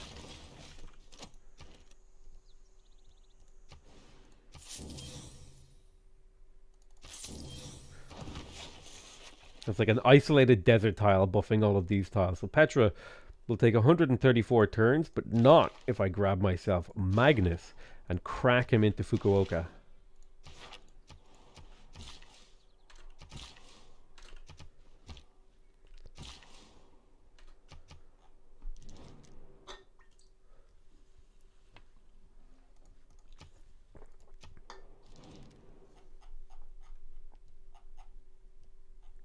She wants to sell me a great work. Oh, actually, I need to start talking to the Inca and bringing this culture per turn down. It's going to be a huge problem for me if I don't start dealing with this. Their runaway culture gain is going to be insane. I have room for one more great work of writing, so I'm going to buy it off of him. He'll be reluctant to sell it because he's going for that kind of a victory. He already has silk. He might want marble. Give me a bit of gold.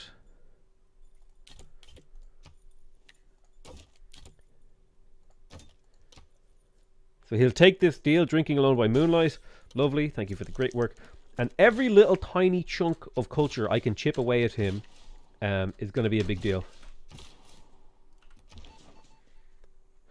So my spy made it home. I'm going to go ahead and take con artist on him, because that means he does siphon funds as if he's 2 levels higher, which lowers the probability that he fails his mission or gets captured or caught or any of those negative outcomes. It just makes him more successful.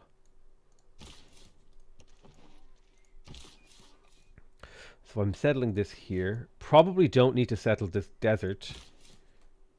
Instead, you just make your way kind of vaguely in that direction, little old settler. Let's go ahead and build another industry on the choco. I'm going to buy this other chocolate just to make sure I get it. And I'll do the same thing with this chocolate. I know it won't be... It'll be a long time before Nazca ever gets them, but I also just want to get them online. I'll go ahead and harvest the woods in here. And tell the city to work that. It's time to start spending my money on tile purchases. I've been holding off on spending my money on tile purchases for a while, but it's become necessary. So we are 14 turns away. They're 11 turns away. I need to do this switch in 3 turns. So I need to break this in 2 turns, then harvest it, then do... Yes, okay. We got it. The builder on the stone is in position to harvest. Right, temple in Osaka for the extra faith. Faith is starting to actually grow up, which is feeling nice. So the reason why this guy's in this position is because in 1 turn, I'm going to break the stone. And then when I end that turn, I'll be able to change my government over, plug in the 15% production boost towards wonders, harvest this tile, instantaneously get a production boost to the Forbidden City, while simultaneously changing my government to get the 15% production. Then the next 2 turns, I'll plant a forest and plant a lumber mill, and then the city will maybe be able to outcompete Apu for the Forbidden City. That's my hope.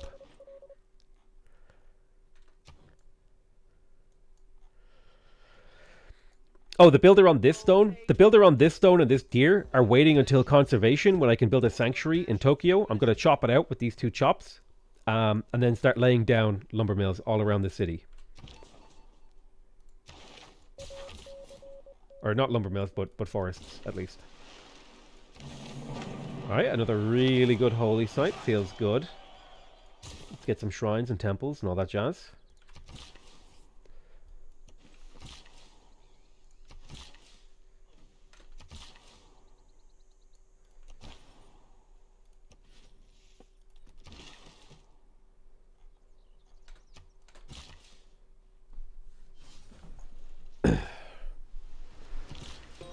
Wait, you get the production boost when Magnus isn't installed yet? No, I wanted to chop it now.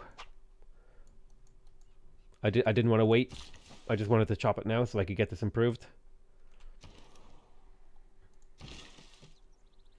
So I break the stone.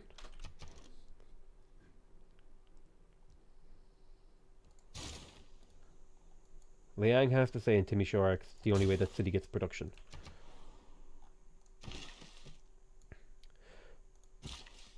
We harvest rainforest. We're trying to get rid of all the forest in here. We're spamming out builders to make a Moai city. We got our theater squares in juice something or other. I'll put a single turn into an ancient walls before we go for the sanctuary. Granary, monument. Then aqueduct, I think. The city has really good production. Very happy with it. 13 production from worked tiles, feeling good. So this next turn is a massive turn for our civilization. We're going to be getting conservation, which is going to basically be the biggest revolution since the start of the game in terms of what we're doing and how we're doing it and how it changes the direction of our civilization. So the reason why conservation is such a big deal is because conservation has 3 really big parts, okay? Awards 3 envoys, okay, cool. Allows the building of national parks and the purchase of naturalists with faith, okay? That is the first really big part, all right? This means we can now start making national parks to generate tourism. Allows builders to plant woods. This combines, this is huge, this ability is massive, right? This allows us to dictate the appeal of our tiles and also improve flatland tiles that had no production now into the late game for the cost of 2 builder charges by planting a forest and then a lumber mill. Additionally, you get tourism from walls. So this is going to trigger a complete like slam on the brakes, change direction. We take out veterancy. We immediately plug in limes for 100% production towards defensive buildings, i.e. walls. We keep the public works cards in for 30% production. Otherwise, that's the only real change of our government, except for we pulled this out and we're plugging in skyscrapers so we can build our wonders faster. Would it be best to put a national park on the rest of the Pantanal tiles? I considered it, but I mean, maybe.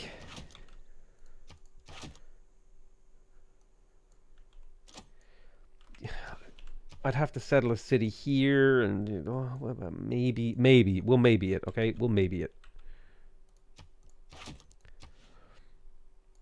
Stay on target, chat. Okay, stop going on rogue. We're talking about a certain thing. So the direction change of our cities is, well, first of all, this city can't change direction right now because it's too busy. So I harvest there. I have that down to 7 turns, which is slightly ahead of them. And then I do forest lumber mill, and that might speed me up ever so slightly again. But more importantly, I go to every single city in my empire right now, and I start building walls. Pretty much across the entire empire. Why walls? Because without walls, you got no balls. Right, we're going to go for Sanctuary in Tokyo, though, because we've been saving these chops. It's a 440 production build. So it will take a long time, but chopping these 2 things will get me about halfway there. And then these guys will also build forests and lumber mills in and around here. Well, mostly forests to improve the production. And when that sanctuary finishes, it's going to be godlike. So in here, again, ancient walls, cancel everything. Literally, my entire empire is going to be building walls because this directly translates production into tourism. Very, very, very few things translate production directly into tourism. Now, if I'm building something important like the Forbidden City, that's not going to happen. But pretty much everywhere, even in places where I'd rather be building like my lighthouse and shipyard, we're building walls. Walls are the thing.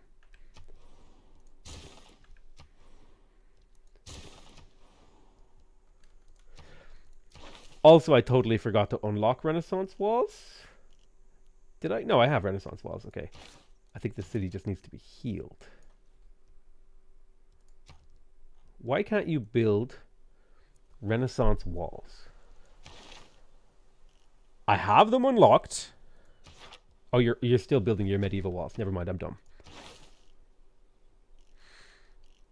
So with the completion of conservation, now we basically want to rush for democracy, Cristo Redentor, then democracy, essentially. So it's boom, boom. Those are the next 2 notes. The reason we don't really care about much of this stuff in here, it doesn't really do anything. Neighborhoods are kind of nice because you can use them later to make shopping malls. They're okay. You could maybe prioritize, you know, but this is kind of more on the way to getting Cristo Redentor, right? Enlightenment, nationalism, blah, blah, blah. We don't really care about opera and ballet because we didn't go for early theater squares. And this is better the earlier you get it, and we're getting it like it's turn 230. The game's almost over. You know, most of my games I would have won 20 turns from now, but this is a hard game. So we're going to go straight for democracy. And the reason we want to go for democracy is because there is a hidden mechanic in this game whereby, depending on the government... Actually, did they change it? But anyway, democracy gets the lowest tourism penalties.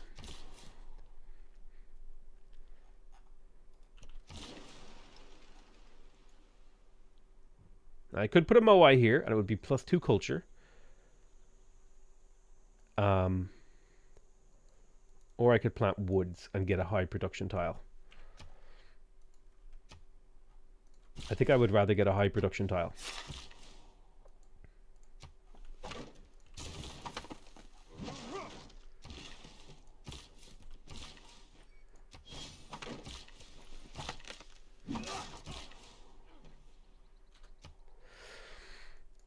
But you're going to start seeing this tourism number skyrocket. But that's going to be it for this episode. I love you all very much, and I'll see you guys next time.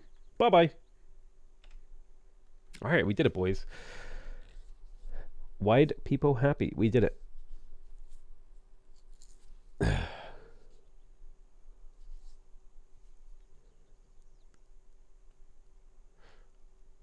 I think that's me done for the day, though. We'll pick it back up tomorrow, and we will get it done. I think we can get it done tomorrow in maybe 3 sessions. Boom, boom, boom. We've a really, really good... Bruh, as soon as I come, you're leaving? Yeah, man. I've been going for 4 hours. I would like to get up to 6-hour streams every single day. Right now I'm at 4. That's what I can sustain. 4 feels nice to me. I talk a lot more than most streamers. I'm very much more engaged than most streamers. It feels like a lot of streamers kind of sit there quietly waiting for their community to do something. Whereas I talk pretty much constantly about the game and what I'm doing.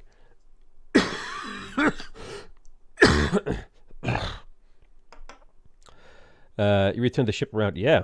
You can read its value in the culture victory screen. What?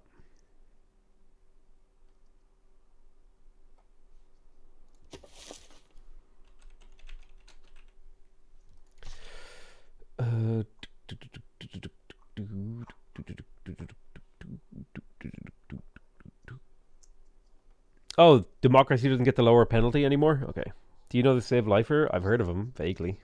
You gotta remember, I barely pay attention to anyone outside, like, my own life. I am entirely just an ape who likes eating, drinking, and playing video games. That's my whole life. Maybe spending some time with your mother. Occasionally in there. Alright, boys. I love you all very much. We'll see you next time. I'm going to go ahead and sign off the YouTube stream and then see if we can find somewhere to raid. But thank you all so much. Hey, listen. YouTube streamers, listen up. You've all been sitting there for 4 hours getting free entertainment. Consider becoming members, okay? It's okay if you don't. I'm just saying. This is provided free of charge. Possibly multiple hours of streaming per day. You could click the member button.